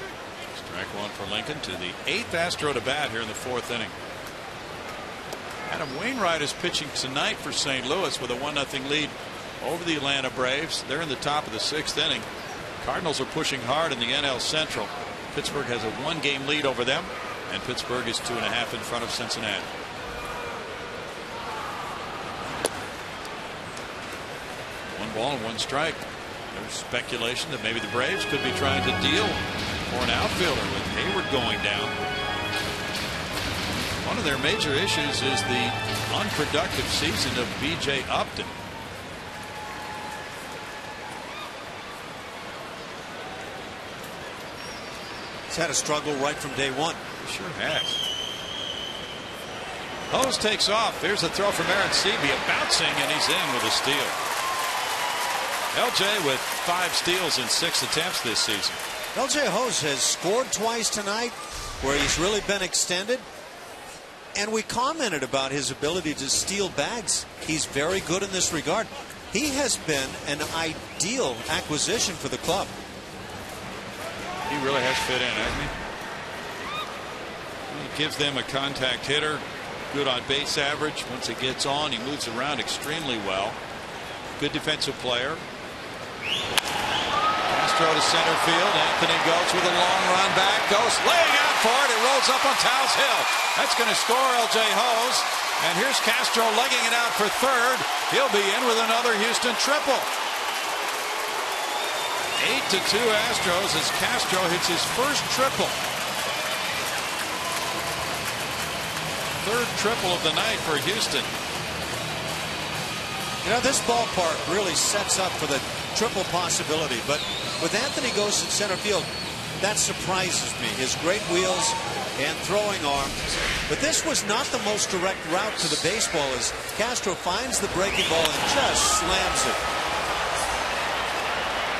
Turning to the right initially, Ghost had to come back and get himself going a bit toward right center. Simply couldn't get to it. Castro had 2 triples last season. There's Carter with strike one. He is whiffed both times tonight. 8 runs on 9 hits for the Astros, and a big 6-run lead now for Jordan Lyles. No balls, 2 strikes.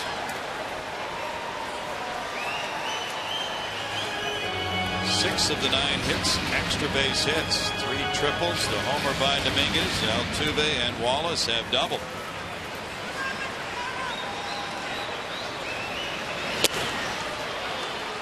Carter strikes out, but the Astros parade 9 batters to the plate in the 4th inning. Brandon Barnes gets in one of those runs with a single, and VR drives in a couple with a double. Houston moving out in front, 8-2.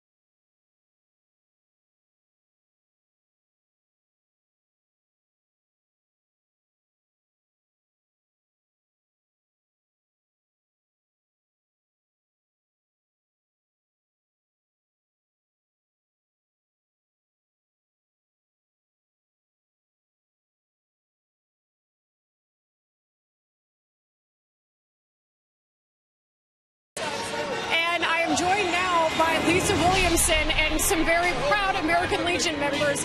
They are our progressive fans of the game. You came here all the way from Alaska. What was that trip like? It was long. We came down here for the American Legion convention, national convention here in Houston. The big thing that we do for the American Legion and the American Legion Auxiliary is we support our veterans, our military, and their families. And you have some great support here with the tremendous banner and some very loyal friends behind you. But as an Alaskan, what are your impressions of Houston in August? Not exactly the same kind of climate. There's a little bit more humidity here than there is at home. Just a little bit. Well, we're happy you're here and supporting the Astros and, of course, our nation's heroes. The American Legion from Alaska, Lisa Williamson and your group, you're a progressive fan of the game. Congratulations. Thank you very much for your service and support. Let's send it back upstairs. A great sign, too. Thanks, Layla. Jose Reyes, the batter. The count is 2-1. It's 8-2 Astros now as Jordan Lyles works the fifth. Reyes is 1 for 2. Yes, we do thank them for their service. In the left field corner, it's Robbie Grossman taking care of out number 1. Good objective for Lyles. Get Reyes to hit the ball in the air. Yeah, you get some runs added on and get a nice lead. It is time to go out there and get the ball put in play. Don't walk people. Brings up a good point, Ash, of a starting pitcher and his role in a game like this. Go deep in this game now with the lead of 6 runs. Rajai Davis 1 for 2. Fouls it back. There's strike 1 to him. You love to consistently provide that good effort, and for Jordan Lyles, his last start was a good one, and now he's got a chance to make it 2 in a row. He's at 79 pitches. Fastball foul back, and it's 0-2. Diamondbacks and Phillies are tied 3-3. They're in the last of the 9th in Philadelphia. And the Diamondbacks' opportunities to be a playoff team really fading now. They're 9.5 behind the Dodgers. Bouncer Altuve to his left. Over to Wallace, out number 2. Diamondbacks are 7 games back in the wild card race behind St. Louis and Cincinnati.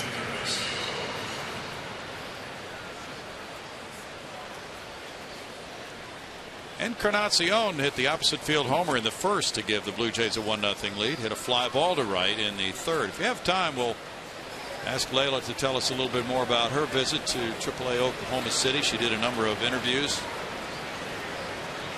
I believe it was about a week ago she was there. Line drive left field. Grossman over. We'll get to that in the bottom half of the inning. It's a quick 1-2-3 fifth for Jordan Lyles and an 8-2 Houston lead.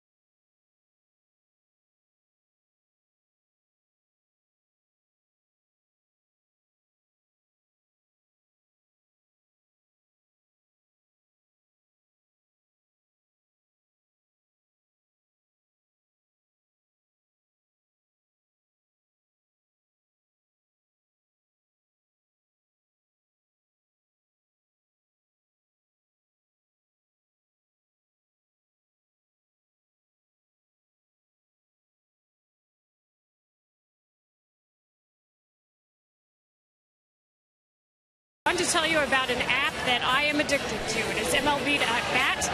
MLB.com at Bat is the #1 source for live baseball everywhere you go. Available for iPhone, iPad, Android, and BlackBerry 10. At Bat delivers Astros baseball at its high-tech best. Text at Bat to 31826 or visit Astros.com for details. Let's send it back upstairs to Bill and Alan. Have you checked out at Bat yet? Ash? I've checked it out, but watch those addictions now. We've had this discussion. I have nothing positive to report. I'm still watching late night West Coast baseball for no good reason. 2-0. Well, as a part of your addiction, you got a chance to go to Oklahoma City and combine work with your addiction. And you had some nice conversations with the Red Hawks guys. I did. I even got to catch some college football, too, which is always nice. Wow. You mentioned Jake Buchanan. And Buchanan is known for that 25-inning scoreless streak that he had earlier in the year when he was with Corpus Christi. You know, Bill, he told me that he didn't know what his status was going to be with the club when he started at spring training. He knew he had a bad year last year, and so he credited the piggyback system that they have for the starters and getting an opportunity instead of going to the bullpen in Corpus to really show them what they had worked on. Interesting.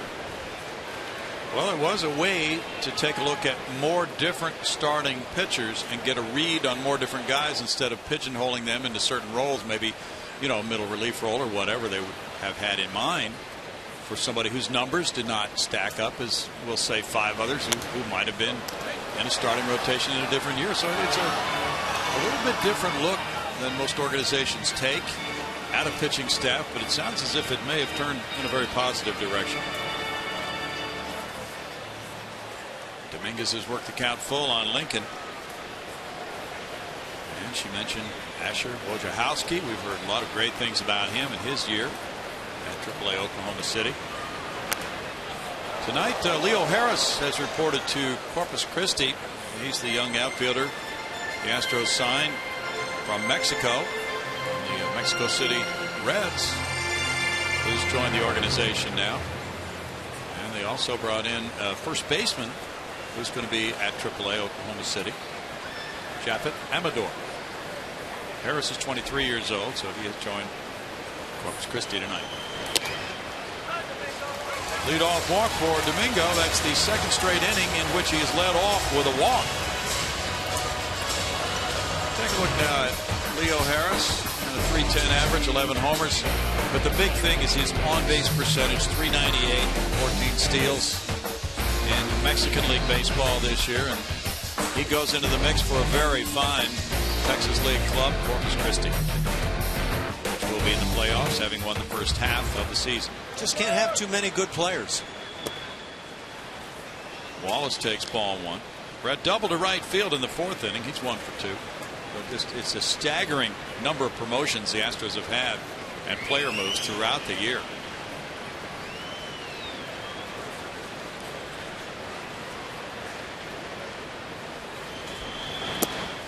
Inside to Brett. 2 balls, no strikes. It's been staggering also all season long, that winning percentage on the minor league level.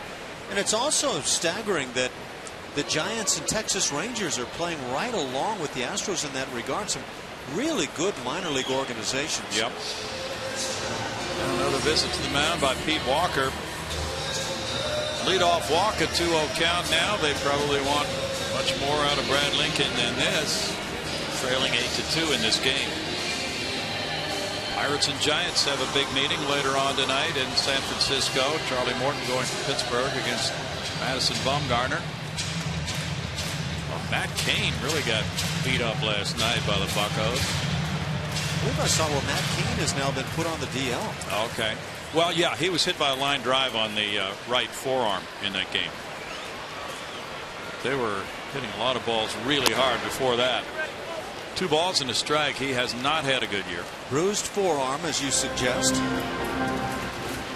Gabby Sanchez, the culprit, who hit that line drive. He sure did. He brushed it. Ended up going on into center field.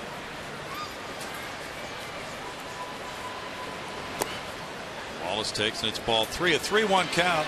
Japhet Amador. 6 feet 4 inches. 26 years old. He is joining hopefully the division-winning Oklahoma City Redhawks. They have a 6-game lead right now. And he had huge numbers for the Diablos Rojos in Mexico City. Wallace takes a walk. Now back-to-back walks have Lincoln in trouble. Look at Amador. Yeah, Amador in the home run derby. And apparently there's no yard that can handle him. Boy. Looks like one of those softball exhibitions where balls just start getting launched. Big fella, huh? Huge fella. Listed at 6'4". He was hitting .368, 36 homers, 121 runs batted in. And he's had 7 years in his career in the Mexican League. Well, it's always worth taking a look at somebody who excels wherever they play. Yeah, that's right. You'll get some surprises every now and then. Brandon Barnes was strike one on a breaking ball. He's 1 for 2 with an RBI in this one.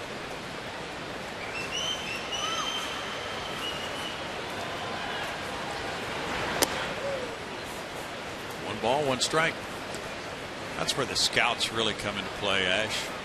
And their ability to watch a player in a league like the Mexican League or maybe Japan or somewhere else and project what they might be able to do in Major League Baseball. Yeah, that's exactly right. How would this guy fit in a higher classification of baseball?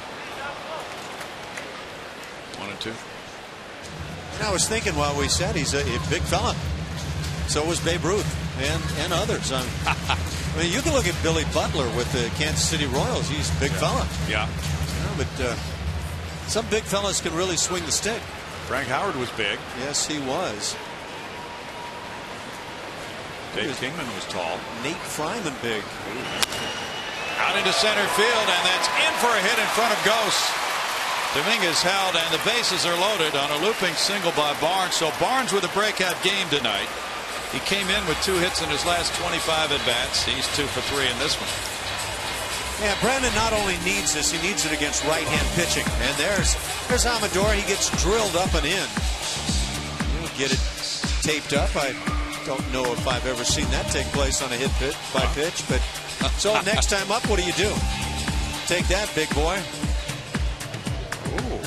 Yeah. Video from the Mexican League. This might be our first. Tape works. Now bases loaded. Jonathan Villar has 2 triples. 2 runs batted in tonight. Last Astro with 3 triples in a game. Craig Reynolds, May 16th, 1981, against the Chicago Cubs. Last major leaguer? Last Astro. Last Astro, yeah. Tap to shortstop. There's Reyes stepping on second, throwing in time, and it was close at first as a run scores to make it 9-2. Double play, so Villar will not get an RBI on that. You know what? With the size lead the Astros have, just tacking on a run is always good. Let's see how close Villar makes this look like it might have been extremely close. And I don't know, he might have beaten that. Yeah, I would say Jonathan Villar should have been called safe on the play. He took that one last leap. I know a lot of people don't like that leap, but you know, the body's still moving at the same speed, so okay. Yeah, it's just a perspective. I heard a lot of people say they don't like the dive or the slide. I would say the dive has to be the fastest way to get some portion of your body to a spot. That's just my opinion. Well, that makes sense. There's no friction with the ground. The body is propelled through the air. Sergio Santos is warming up in the bullpen. I would say if Usain Bolt were sprinting in that 100-meter race and had a chance, and he thought he had a chance to set a record, if he could reach out with his hand and have that be accepted, he would do so. Well, you're right. Those are the guys we should study, the sprinters. Yeah. Because they're the fastest in doing that. And what do? They lean their body forward at the tape. Is that the way you did it? I was known for my speed, but I never employed all those tactics. I didn't look into it that deeply. That was pathetic, Bernie. You mean you didn't study tapes of the top sprinters in the world? know, I had teammates like Enos Cabell say, "Don't worry about it, kid. It's never going to get any better for you." So I believed. That's a shot into right field. Well hit by Grossman. And he drives in a run and takes his hitting streak to 10 games at the same time. 2 RBI game for Robbie, giving him 18, scoring Wallace. Now, just last time up for Robbie Grossman, he drilled one to right field for an out, sac fly. But they're hitting the ball right on the screws back-to-back at bats, and that's what you have to do if you're going to put together a 10-game hitting streak or any meaningful hitting streak. All right, that's a very different Robbie Grossman than we saw early. 11 hits for the Astros with the 10-2 lead, and L.J. Hose has not made an out tonight. 2 walks and a single. Strike to L.J.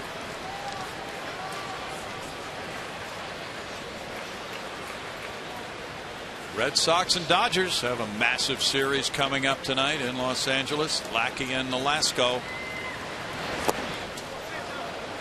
No balls, 2 strikes. Santos warming up. Red Sox now are being closely pursued. They're 1 game ahead of Tampa Bay, 5.5 ahead of Baltimore, and 6 ahead of the Yankees. Bouncer up the middle. That will find center field. Hose is on for the 4th straight time. Grossman to second base. You know, that was kind of a quiet deal when L.J. Hose was acquired for Bud Norris. And that's just part of the deal. But I'm getting the sense that L.J. Hose might make that a rather talked about deal at some point. He is really seizing this opportunity. We'll have to update his on-base average. He's reached all 4 times tonight. His numbers are looking very good. And it goes the other way for Brad Lincoln as he is lifted from this ball game in a tough 5th inning. Houston leading at 10-2. Back in a moment.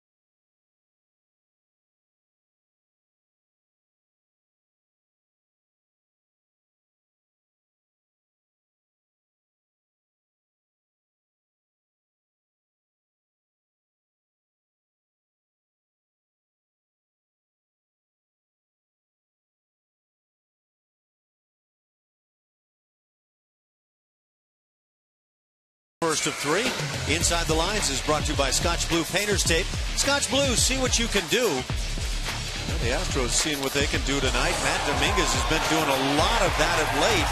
And his first at bat tonight, slamming the home run. L.J. Hose has not made an out yet tonight as he just continues to reach 4 straight times. Castro with a triple on his night, eluding a very speedy center fielder in Ghost. 3 triples on the night for the ball club. Matt Dominguez on the road trip, red hot. Not quite like L.J. Hose red hot. He was something. And Jason Castro just continues swinging a steady and outstanding stick. Sergio Santos in the game. Altuve the batter. There's strike 1. Altuve has 2 hits and 3 at bats. He's driven in a run. And 2 Astros with 2 men on and 2 outs here in the 5th inning. Starter Redmond went 3 1/3. Todd allowing 8 hits and 8 runs, 7 earned. Walking 3, fanning 6.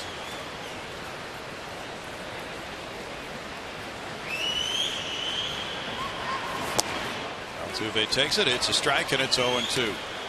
Santos, 30 years old, from Los Angeles.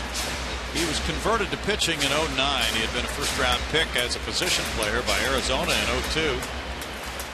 Toronto got him in a big trade in 05 and then reacquired him. And last year he was in 6 games and had shoulder surgery in July. Wicked breaking ball in the dirt. Altuve strikes out. And in the 5th inning, the Astros tack on 2 runs. On 3 hits, they leave 2. They're up 10-2.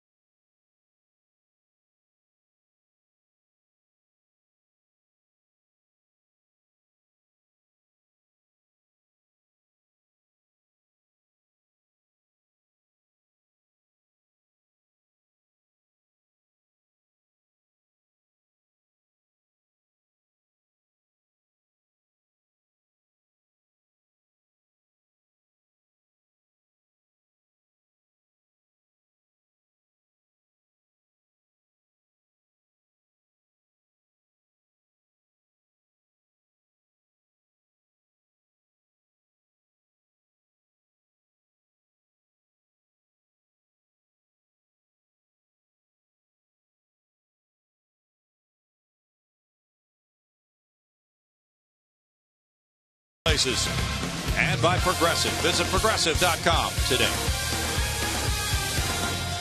Busy night on the base paths here in east side of downtown Houston. It's 10-2 as the Astros are in double digits in runs for the 7th time this year.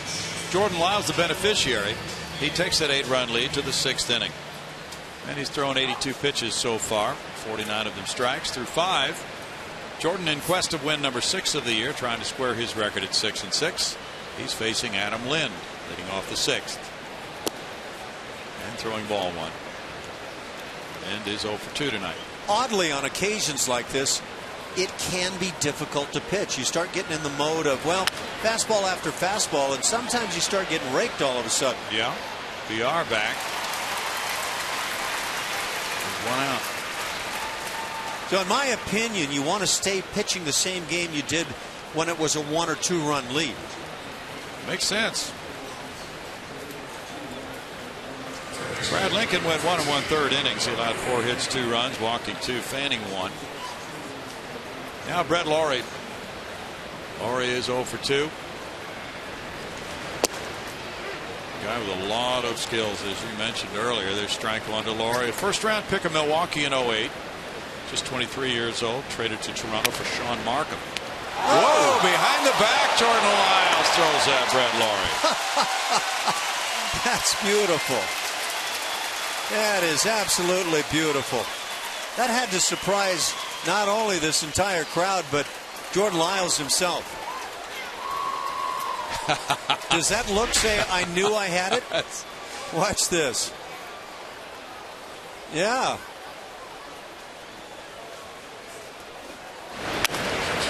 I don't know. Maybe he's worked on this play.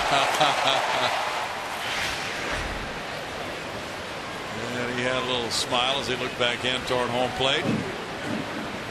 About as much of an expression as you can see out of him on a baseball field. Strike 1 to Aaron Sebia. Aaron Sebia a homer last time up. He's 1 for 2. People talk about get in a good fielding position. Well, maybe that's his good fielding position. With your back to the plate. Yeah.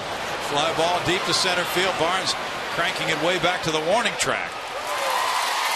And it's a long out, number 3. And that's 7 straight retired by Lyles. It's a 6-pitch inning. And he stays in front 10-2.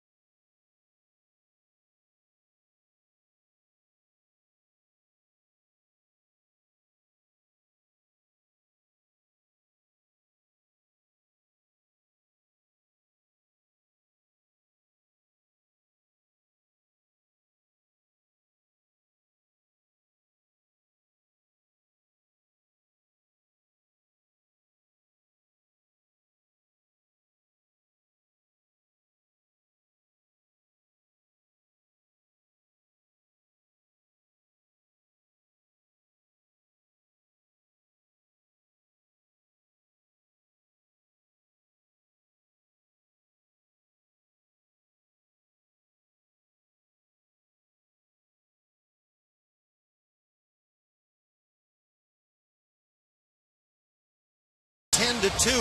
2014 Astros season tickets are on sale now. Lock in your seats by calling 1-877-9-ASTROS or visit astros.com. Well, you might have missed some of it, so we'll bring you up to date. Look at all those crooked numbers, Ash. Yikes. Chris Carter has had the only rough night amongst the guys, but boy, there are some good nights being had. Brandon Barnes needed one, and that's great to see. Robbie Grossman has extended the hitting streak to 10 games. LJ Hose, they can't find a way to get him out, and Jason Castro just keeps picking up extra base hits. Well, the triple he got in the 4th inning pulls him into a tie for the club lead for extra base hits by a catcher with John Bateman back in '66. 43 extra base hits. He's 1 for 3 tonight. Bounces this one to first. Adam Lind, 1 out. That was a very good swing, by the way, by Jason Castro. Sometimes you just simply roll over it a bit, and Castro's not happy with himself. But boy, he's taken some great swings. A little joking about the behind-the-back play for Jordan Lyles. Is that the way we worked on it in the spring? Chris Carter has not joined in the fun. He is 0 for 3 with 3 punch-outs.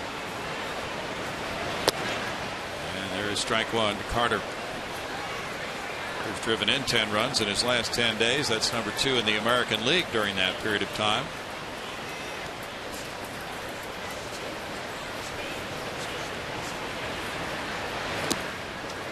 In the dirt, and it's a 1-ball, 1-strike count. Get a little peek at that slider of Santos. It is a put-away slider, and he used it to great effect with the White Sox a couple of years ago, picking up saves. He was the closer, and the Blue Jays acquired him, thought they had themselves a big-time closer, and his arm has just gone sour.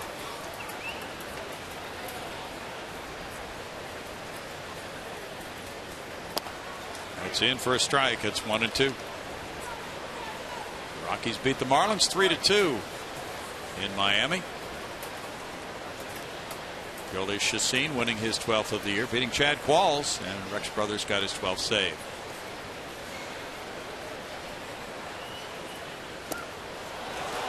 Carter strikes out for the 4th time.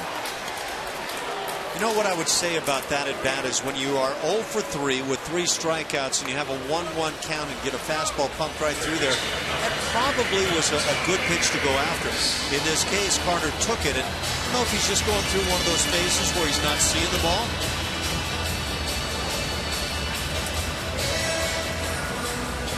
Matt Dominguez has a homer and 2 walks.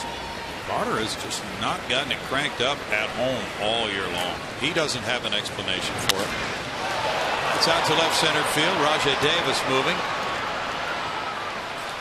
It's a quick 6th inning for Santos. Just 6 pitches for the right-hander. 10-2 Houston after 6.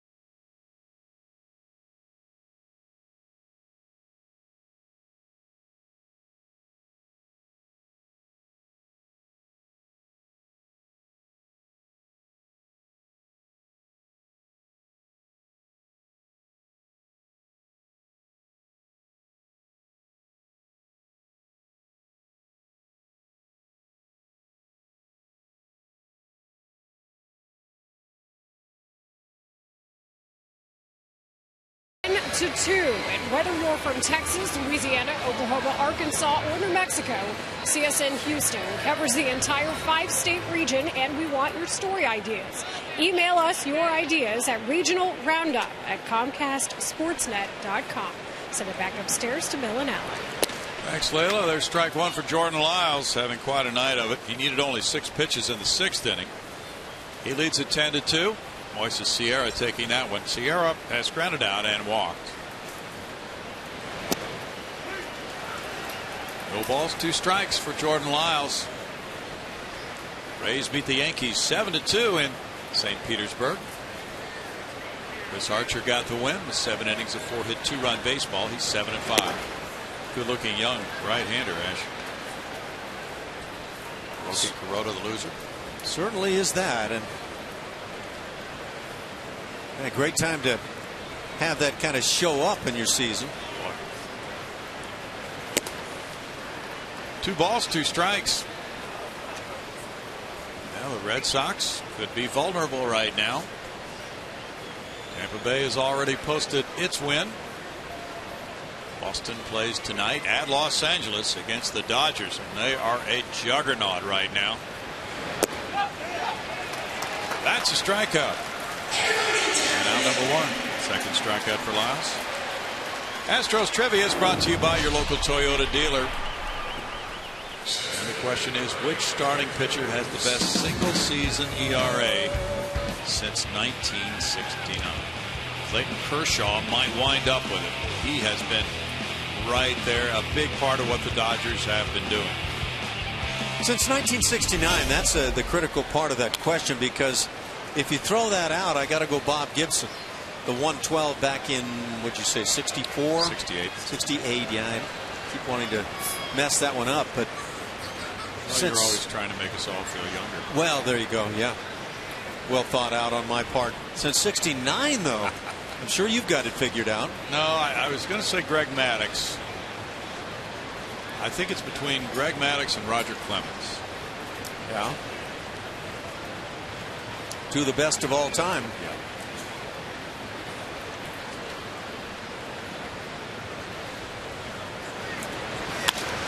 That's punched to left field on a line, and Grossman is there.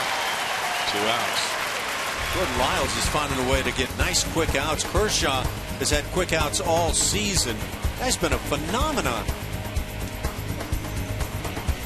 I hate to say it. I watch Clayton Kershaw on the hill, and he feels awkward to me. Yeah. But with that awkwardness, if that's what it is, nobody can handle him.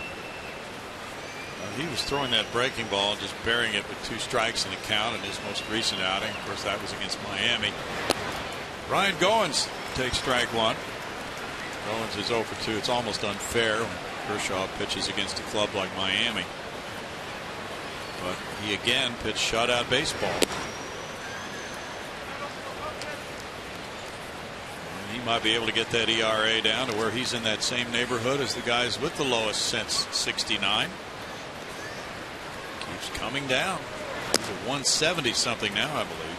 2 balls, 1 strike.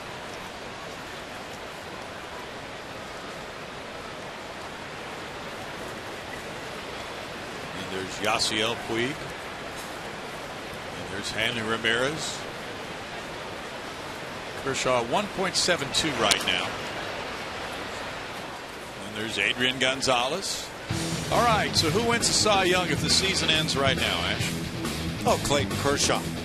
Yeah, but there's some great seasons being had. Matt Harvey has been a terrific guy with the Mets. Greg Kimbrell. I don't know that there's a better closer in the game after Corbin. But I don't know how you get past that 172 ERA that's being put up by Clayton Kershaw. Yeah, I see what Kimbrell's done, but closing out the 9th inning, a very different story. Foul away. 2 balls, 2 strikes to Ryan Goins. Jordan Lyles has retired 9 in a row after the single by Gose in the 4th inning.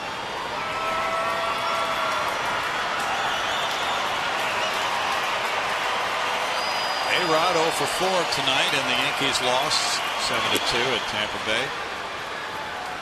3 balls, 2 strikes. Interesting that Big Papi David Ortiz has said that He didn't think Ryan Dempster did the right thing by hitting A-Rod. It lit a fire under the Yankees. He wouldn't have done it. There's a shot on the ground past a lunging Altuve into right center field. Goins with his first major league hit. That ball will go to the Toronto dugout, and his family's here to see it. From Round Rock. David Ortiz is kind of backed both guys. I think he has a couple of buddies. A-Rod, obviously, and Dempster, and I don't know. It's hard to pick sides. He says, he really backed A-Rod in the whole deal. There shouldn't have been the hit batter situation, but at the same time, he acknowledged that Dempster's a guy that he likes. He knows that he's got a great idea, and he just felt like he made a mistake. I believe A-Rod was having dinner at Big Papi's house the night before he got drilled. By the way. That could make a difference. Reyes hits a line drive into right center field. And a couple of 2-out singles back to back. Have the Blue Jays thinking about scoring here with Rajai Davis coming up next. Reyes 2 for 4 in this game. He went 3 for 3 in Toronto against Lyles. That just doesn't seem right. Yankees, Red Sox, that kind of rivalry, and Big Papi and A-Rod are having dinner together? No, it really doesn't sound good, does it?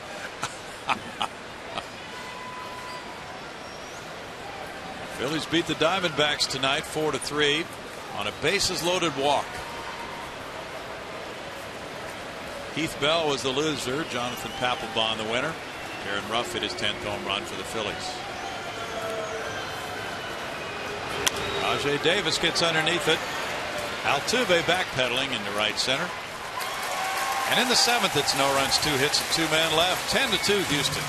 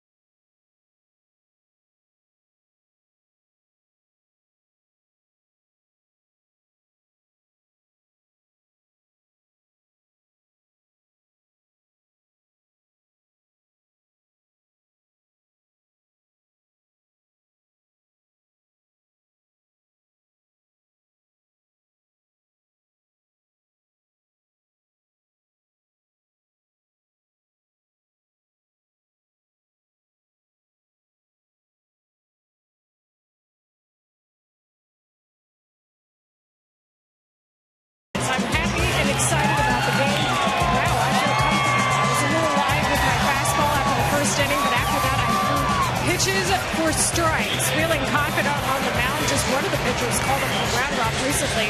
And there's also another one there we talked about earlier, Bill Brown and Alan Ashby, and that would be Jake Buchanan. We mentioned his 25-inning scoreless streak that he had in Corpus Christi. And here's a look at some more of his numbers. 28 games, 23 starts, 12-5 with a 2.59 ERA, 89 strikeouts, and how about that opponent batting average? Not bad out of the sinker baller who thought he might be in the bullpen at best with Corpus Christi to start the year. Thanks, Layla. We have changes now for the Blue Jays. They have a new left fielder, Pilar. Kevin Pilar in left. Other changes, Ryan Goins has moved from second base to shortstop. New second baseman as well, Munenori Kawasaki. And there's the pitcher in front of him, Darren Oliver. Oliver, a former Astro, Gets a foul ball from Brett Wallace for strike one. Wally with a double and a walk. 2 runs scored. Oliver has had 9 different teams in the majors. He's 3-4 this time around with a 3.92 ERA in 42 games. He's had 3 different tours with Arlington. Texas Rangers, deep drive. Anthony goes back. That bounces off the wall. He goes up on Towles Hill again. And he spent some time going up the hill tonight. Second double for Wallace. Number 11 of the year for Brett. Boy, he's slamming the ball around tonight and doing it here against the left-hander. This is where it gets impressive for Brett Wallace. Can he get these kinds of swings against left-hand pitching? And I get the feeling that Anthony Gose in center field is playing a bit too shallow tonight. We've seen a lot of his back. Brandon Barnes is 2 for 3 with an RBI and a run scored.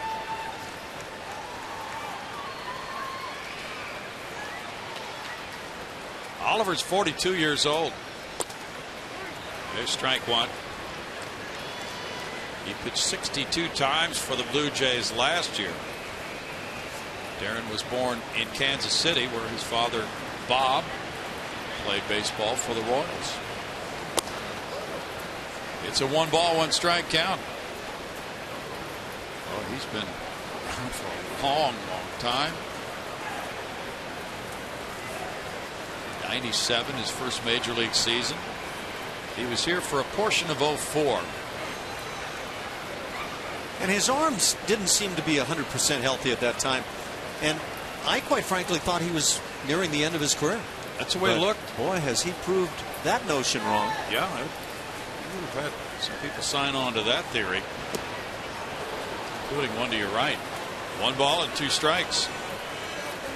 But boy, isn't that amazing though, how some people can just be resourceful and sort of reinvent themselves after all kinds of surgeries, various challenges along the way.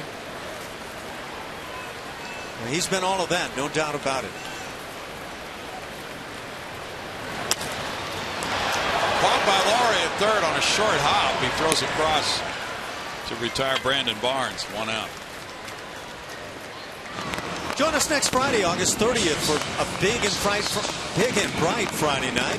Get here early as 10,000 fans will receive an inaugural AL West baseball. That's courtesy of Kellogg's. Stick around after the game for the best fireworks show in town, presented by Marathon Oil. Call 1-877-9-ASTROS or visit Astros.com for your tickets. Jonathan Villar now will bat right-handed. He has 2 triples tonight, 2 runs batted in, 2 for 3 left-handed. Inside for ball 1. We're forgetting Doc Gooden. Ooh, that lowest ERA since '69. There you go. We got a reminder from Boods about Doc Gooden.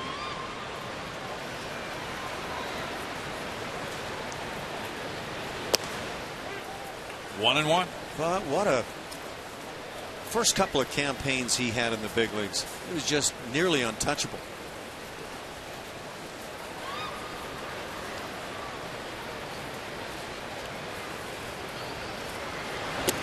Boy, was that a pitching staff you guys had to face in the '86 playoffs. They'd come at you, but Gooden was clearly the king. And he was the baby. And Glenn Davis hit a homer off him to beat him 1-0 in one of those games. I'm trying to remember, was that a Nolan Ryan game or a Mike Scott game? I believe it was Nolan. Struck him out for out number 2. I had a couple of pretty good options as choices for who might have thrown a shutout. You probably stuck your hand in a bucket of ice for about 2 months after the season catching those guys. Tell you what, when they were on their games, it was rocking chair time. They just put it on the money. Robbie Grossman also a switch hitter like VR. So he bats right this time around, takes ball 1.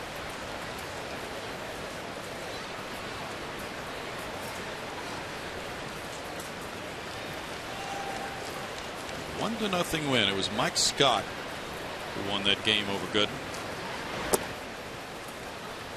There was a matchup for you. Yeah. 2-0. And you had to face Bobby Ojeda, he was a crafty left-hander. Sid Fernandez.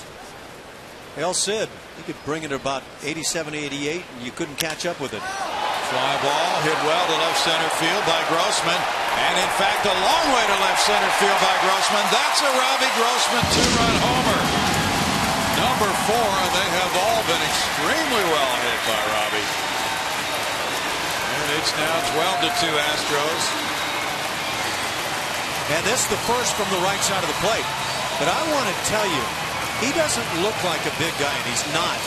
But he is put together. That is a strong little stallion right there. It's a 4 RBI game for Robbie. That uniform's hiding a whole lot of muscle. When you first saw Robbie Grossman, did you think you would see him hitting balls like that? No. That's 4 homers, 20 runs batted in for Robbie with his 4 RBI game. That's a night. He'll take a 10-game hitting streak into his next game. LJ Hose is retired for the first time. That ends the 7th. 2-run scoring on 2 hits. The Astros lead it 12-2.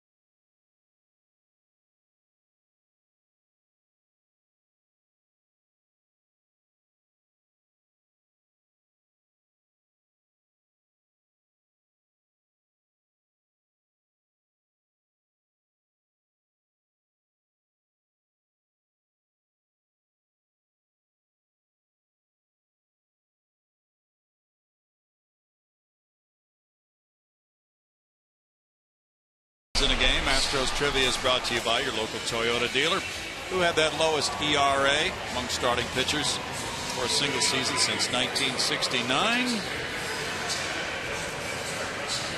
Quite good. Yeah. Well, you nailed it. 153 in 1989. Man, that's good stuff. That curveball was 12-6 as they get, and then he'd throw that over the top. Heath and would start in the same location where the curveball would. Boy, he was tough. Struck out a lot of canaries in that game. He was just a baby at that time. Pittsburgh Pirates with those yellow uniforms. We go to the 8th inning. Edwin Encarnacion with a new second baseman in the game, Marwin Gonzalez. Looks at ball 1. Encarnacion hit the opposite field homer in the first. He's 1 for 3. Looked like a bit of a cutter there. 1 ball, 1 strike. Jose Altuve leaving after a 2 for 4 night with an RBI. Jose, by the way, said the quad is fine now. He's all healed up. I think he's been saying that for about 3 weeks, right? That's the way it goes. I'm ready to go, Skip. And Lyles has thrown 107 now. This could be his last frame. There's a pitcher warming up in the pen as this one goes high. And Brandon Barnes is back in center. 1 out. All right, let's check some of the others. Maddox not quite as low as Gooden's 1.53. He had a 156 and a 163. Seaver 170. Kershaw 172 right now, and Pedro 174. Ooh, I can't believe I didn't even think of Pedro Martinez. I have to agree with you. We Yeah. should come up with him. How about those 2 years there for Greg Maddux? Wow. Well, that was incredible stuff we were watching. Now Adam Lind with Josh Zeid in the bullpen takes ball one. Lind is 0 for 3. Of course, I think Maddux a little bit was living in the land of the large strike zone, but he could put it there time after time. Wasn't that the truth? The catcher would get in the opposite hitter's batter's box to set up a target. Can't you just see Javi Lopez setting up out there time after time? You bet. Of course, it wasn't just Maddux. Tom Glavine reaped the rewards of that strike zone. Line drive to right. That's in for a hit for Adam Lind. Yeah, they sure did. Brad Davis and the Houston Dynamo will square off against the Montreal Impact. That's tomorrow night. Catch all the fast-paced MLS action at 5:30 only on CSN Plus. You'll be sneaking a peek at that one before we go on the air tomorrow night. Be glancing over your shoulder here, so You can watch a half an hour of it. don't worry your little self as I glance over your shoulder. Maybe we'll get a corner kick. Brett Lawrie's 0 for 3. Just ball one. And Laurie is a hard-nosed player. They tried him at second base a little bit this year. Minor league second baseman.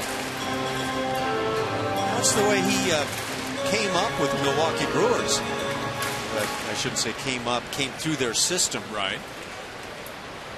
But he looks like a strong-arm third baseman. Yeah, he is built as a third baseman. But they did try to see what he could do at second base this year, as you say, and it just didn't pan out for whatever reason. When you have a struggling club, it's likely that nobody's going to look extremely good at whatever you have them trying to do, and the Blue Jays have certainly qualified as struggling.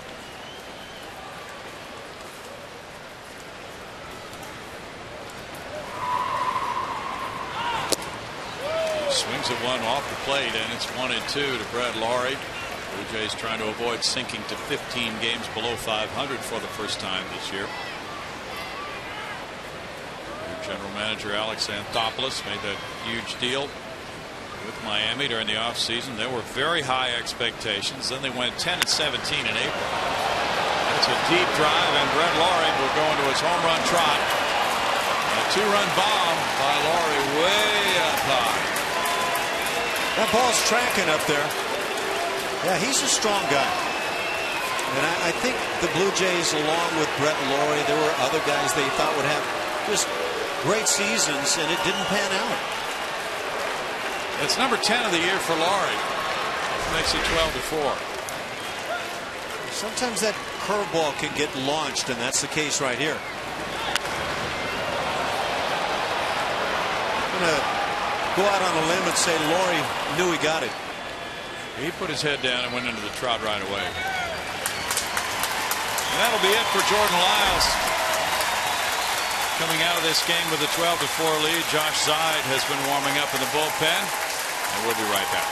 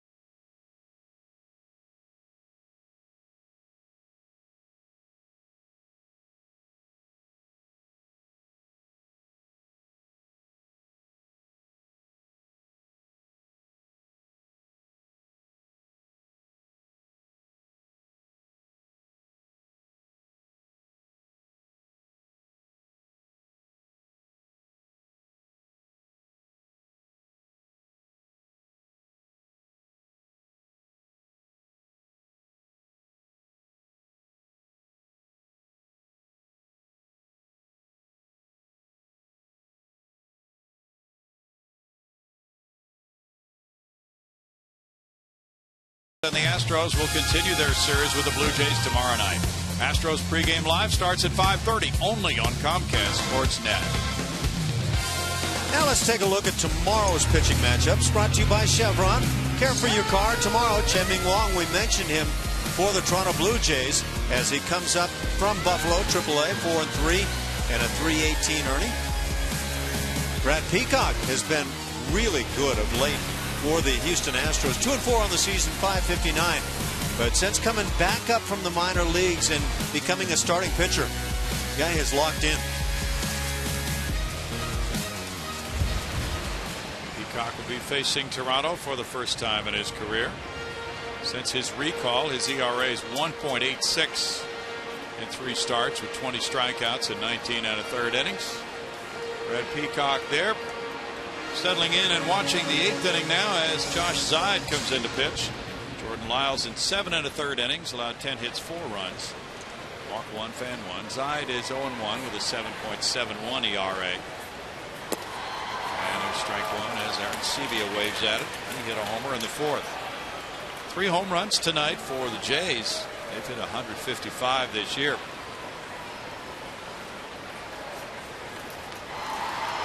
Brewers won at Cincinnati 6-4.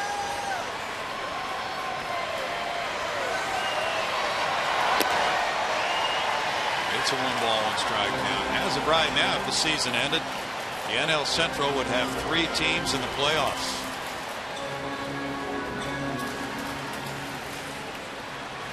But the Reds were dealt a little setback. They got Brandon Phillips' 16th home run of the year in the loss.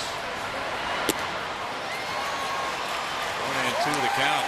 That's a little disheartening, though, for fans of the Reds that they lost to undermanned Milwaukee tonight.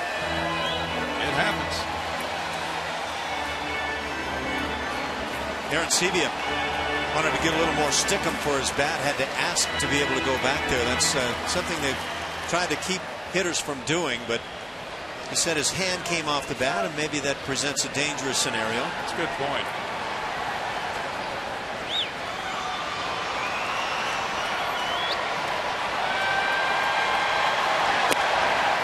Zeid delivers, and it's ball 2. The Orioles closed out the Athletics 9-7 in Baltimore. K-Rod got the win, beating Ryan Cook. Jim Johnson got save number 40.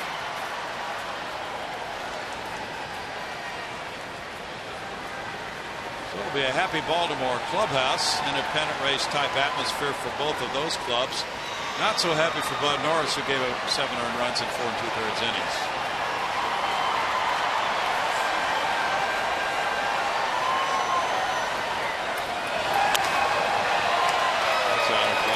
Camden Yards ballpark, very difficult for pitchers, though. All those power alleys are close.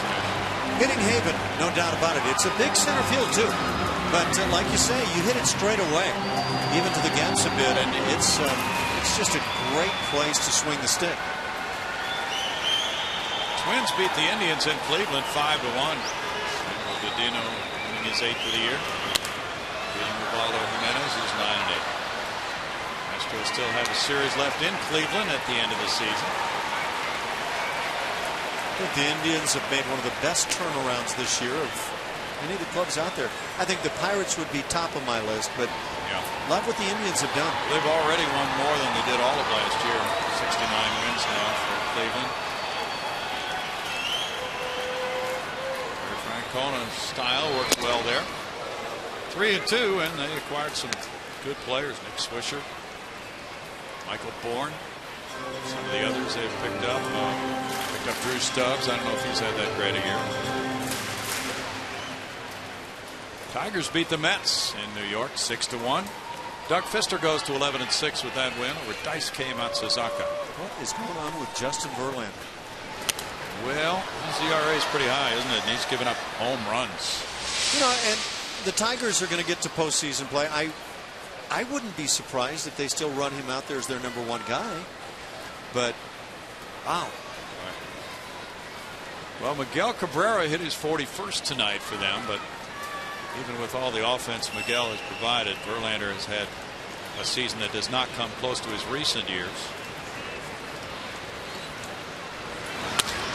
Fly ball out to center field. Barnes got a good jump on it. 2 outs.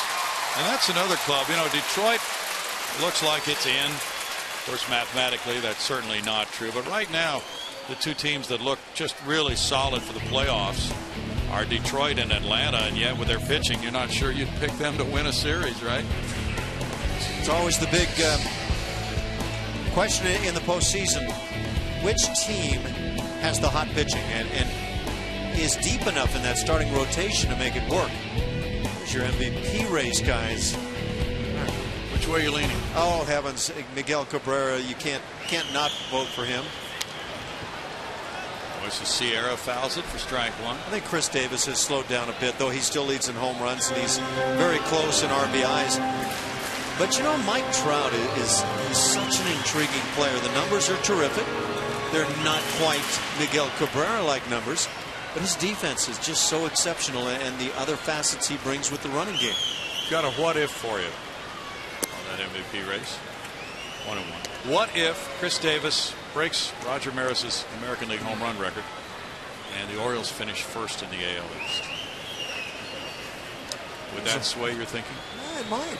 It very well might. I mean, well, what are you talking about? 15 more home runs? 16, 15 more home runs? Yeah, the odds are against that, aren't they? Well, you know, the way Chris Davis got hot early on in the season, it's possible. Yeah. Not likely. He's had an amazing season, Brownie. I wouldn't say, you know, it's out of the question.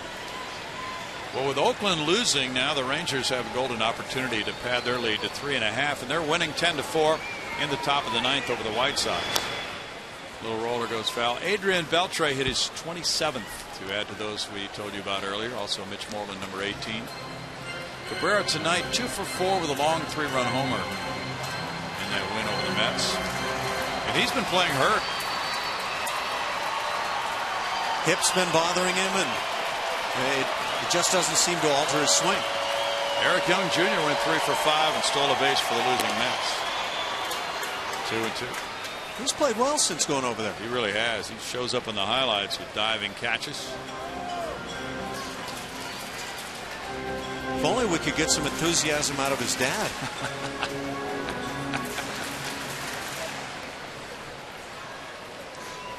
Red Sox and Dodgers scoreless. They're in the bottom of the 3rd at Los Angeles. John Lackey versus Ricky Nolasco.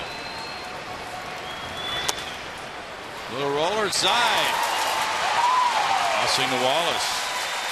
2 runs on 2 hits in the 8th inning for the Blue Jays. 12-4 Houston.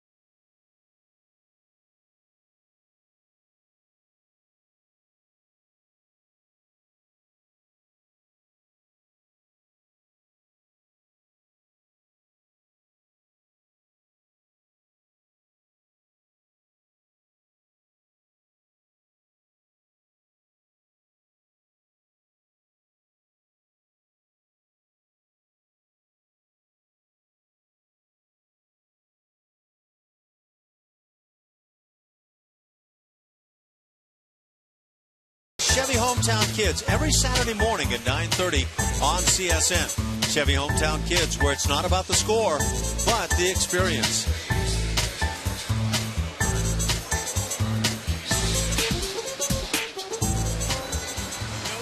mix in a hot dog or two with those kids, and that experience gets even better. Yeah. Well, fans are having a good time tonight with the $1 hot dogs. They've been treated to a big offensive display. They'll get fireworks after the game. The Blue Jays will bring in their closer, Casey Jansen, and he has not pitched since August 15th, so he's coming in for work with a 4-1 record, of 3.15 ERAs, 22 of 24 in saves. Marwin Gonzalez takes strike one, his first at bat of the night. And Cody Clark is in the on-deck circle to pinch hit for Jason Castro, and he will be making his major league debut. Oh, Porter's so good about that. When he calls up a kid from the minor leagues who's about to make his debut, that player does not have to wait a long time to get into his first game. And he's done it consistently. Of course, this is the golden opportunity for a manager with a 12-4 type ball game to put a player who's in his first day in the majors in. It's a line shot, and Marlin really spanked that one on into center field. For Gonzalez, who carried a .226 batting average, rifles that one by the mound. And now we get the major league debut of Cody Clark. Quite a story, 11 seasons in the minor leagues, a native of Arkansas. His wife and family are here tonight. He was hitting .212 in 46 games, mostly at Oklahoma City. Had just been sent to Double-A Corpus Christi. 1 homer, 13 runs batted in for Cody Clark. He'll turn 32 in mid-September. He's waited all this time for this opportunity, and now first day in the majors. Strike to Clark. Jason Castro was 1 for 4 tonight. That was an RBI triple. If you've been around this game a bit, this is the kind of story you love. And you have to root for a guy like this. Good swing. 0-2. His father, Doug, was an outfielder and first baseman in the minor leagues in the Kansas City and St. Louis systems. 114 players have homered in their first at bat. Cody, born in Fayetteville, Arkansas, went to the University of Arkansas and also Wichita State. Lives in Conway, Arkansas. First major league at bat, a strikeout. And a lot of guys have done that. Nonetheless, a round of applause for Cody Clark making his major league debut.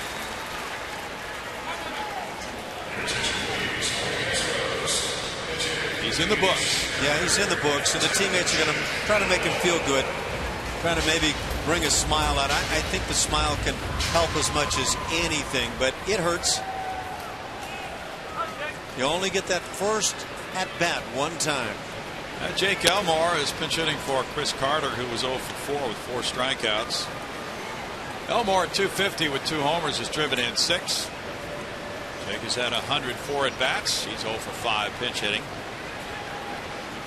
Also has done some catching.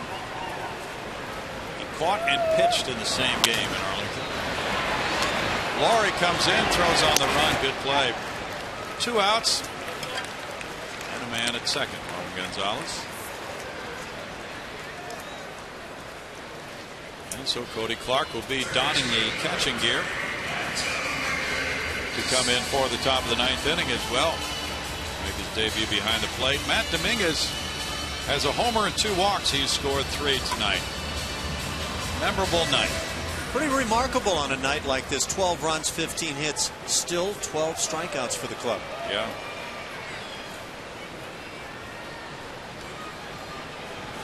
Well, the starter Redmond went 3 1/3. He struck out 6. Struck out the side in the first, even though he gave up a run on a hit. Gave up a homer and then struck out 2 more in the second. So he had 5 strikeouts after an inning and 2/3.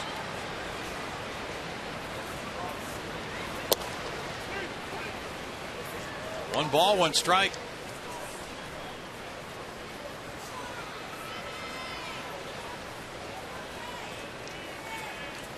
Rangers are still batting in the 9th, leading the White Sox 10-4.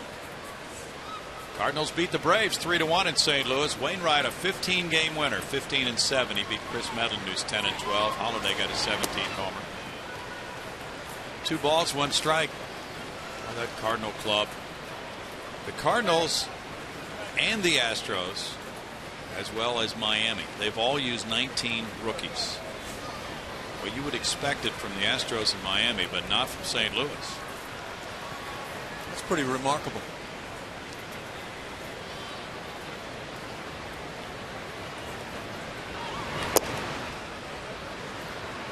Three balls and a strike. It does not figure that the Cardinals will continue to hit this well with men in scoring position. They have just been in a completely different world. But they have just absolutely belted the ball. They hit up the middle so well, and the opposite field with men in scoring position. It's been almost a team-wide approach in that regard, and it's worked very well.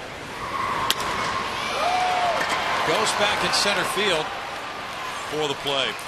No runs, a hit, and a man stranded. We move to the ninth inning. 12-4 Astros.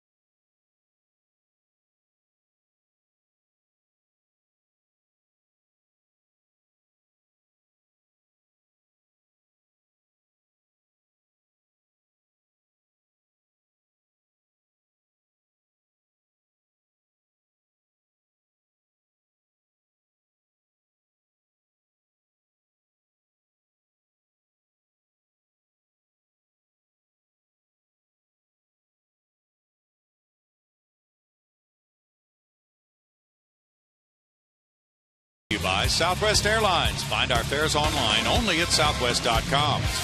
And by Whataburger. Try one of Whataburger's all-time favorites 24 hours a day. Here in downtown Houston, there's been plenty of offense tonight. The Astros returning home after a lengthy 9-game road trip.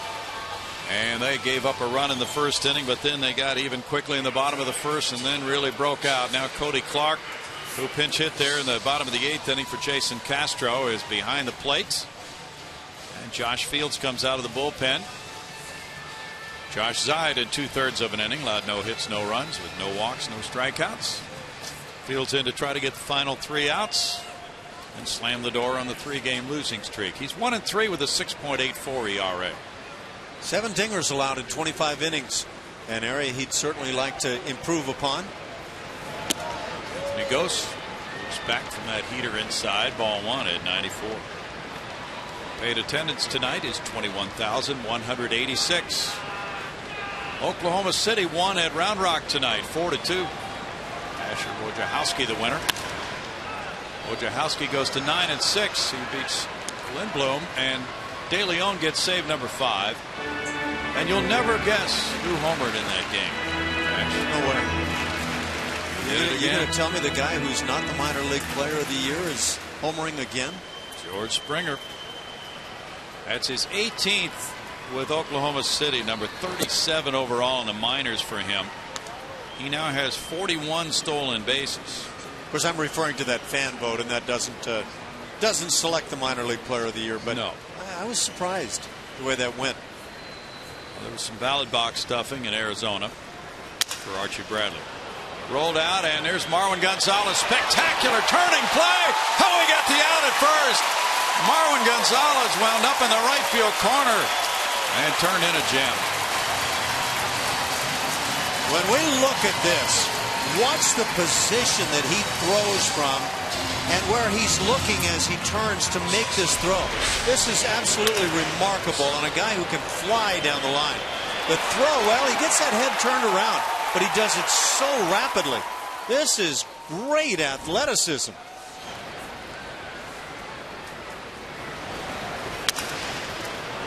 You won't make a play tougher to the left of a second baseman than this one and come up with it. Absolutely spectacular stuff. There's strike one to Goins. And Goins picked up his first major league hit in the 7th inning. Quick release after going several steps to get to that ball, whirling around. And just imagine spinning around and trying to locate a target, and then coming up with a throw like that. That's presence. That's having done it before, practiced it. Well, the old saying, first base hasn't moved, but still, to do a 360. Yeah.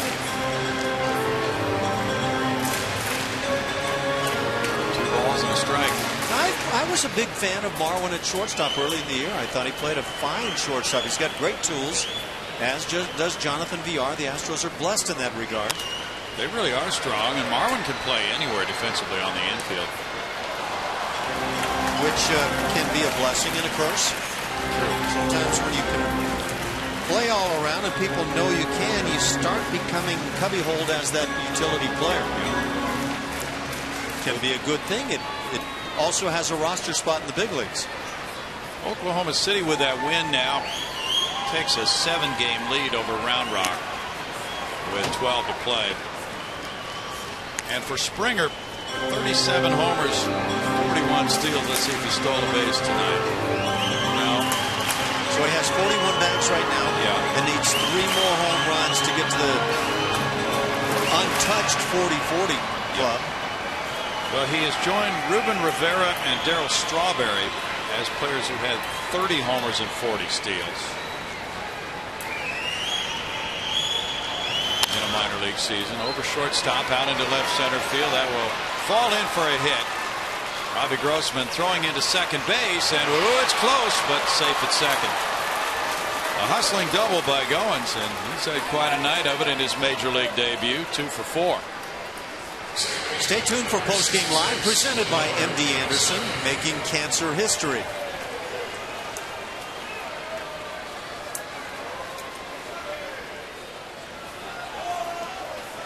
Munenori Kawasaki, he's quite an interesting player for the Toronto Blue Jays, and Kawasaki's had 196 at-bats with a .219 average, 1 homer, 22 runs batted in. Real fan favorite in Toronto. I think he's a teammate favorite as well. Yeah, that's true. Well, so much so that we've never heard of this before. When the Blue Jays sent him to the minor leagues this year, John Gibbons gathered the team together and delivered that message, and they all applauded him. Played for years in Japan, played for Seattle last year. Marwin Gonzalez over to first to Brad Wallace for out number 2. Yeah, that story you talk about, Bronny, I thought that was one of the classiest moves I've heard a manager make. In a tough situation, a guy's getting sent to the minor leagues. It's never easy.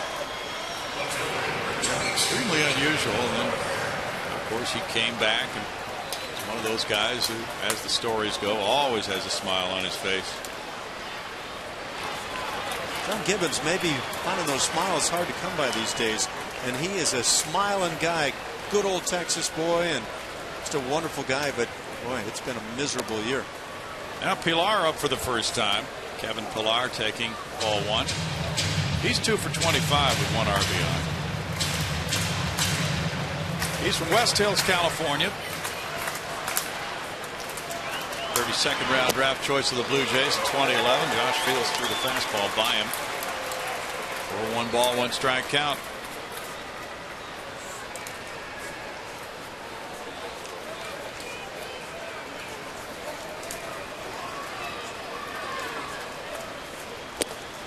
And another big cut. It's 1 and 2 to Pilar. This Astros crowd waiting for fireworks after the game. Up on its feet. An enjoyable night. It's double fireworks night, Brownie. You bet. A lot of things going on here, and that's the way it ends on a punch out. As Fields gets the final 3 outs. Cole Porter's club winning its 42nd of the year. putting to rest a 3-game losing streak. A lot of base running in this game for the Astros tonight. And they did the slugging on their way to a 12-4 win over the Blue Jays tonight.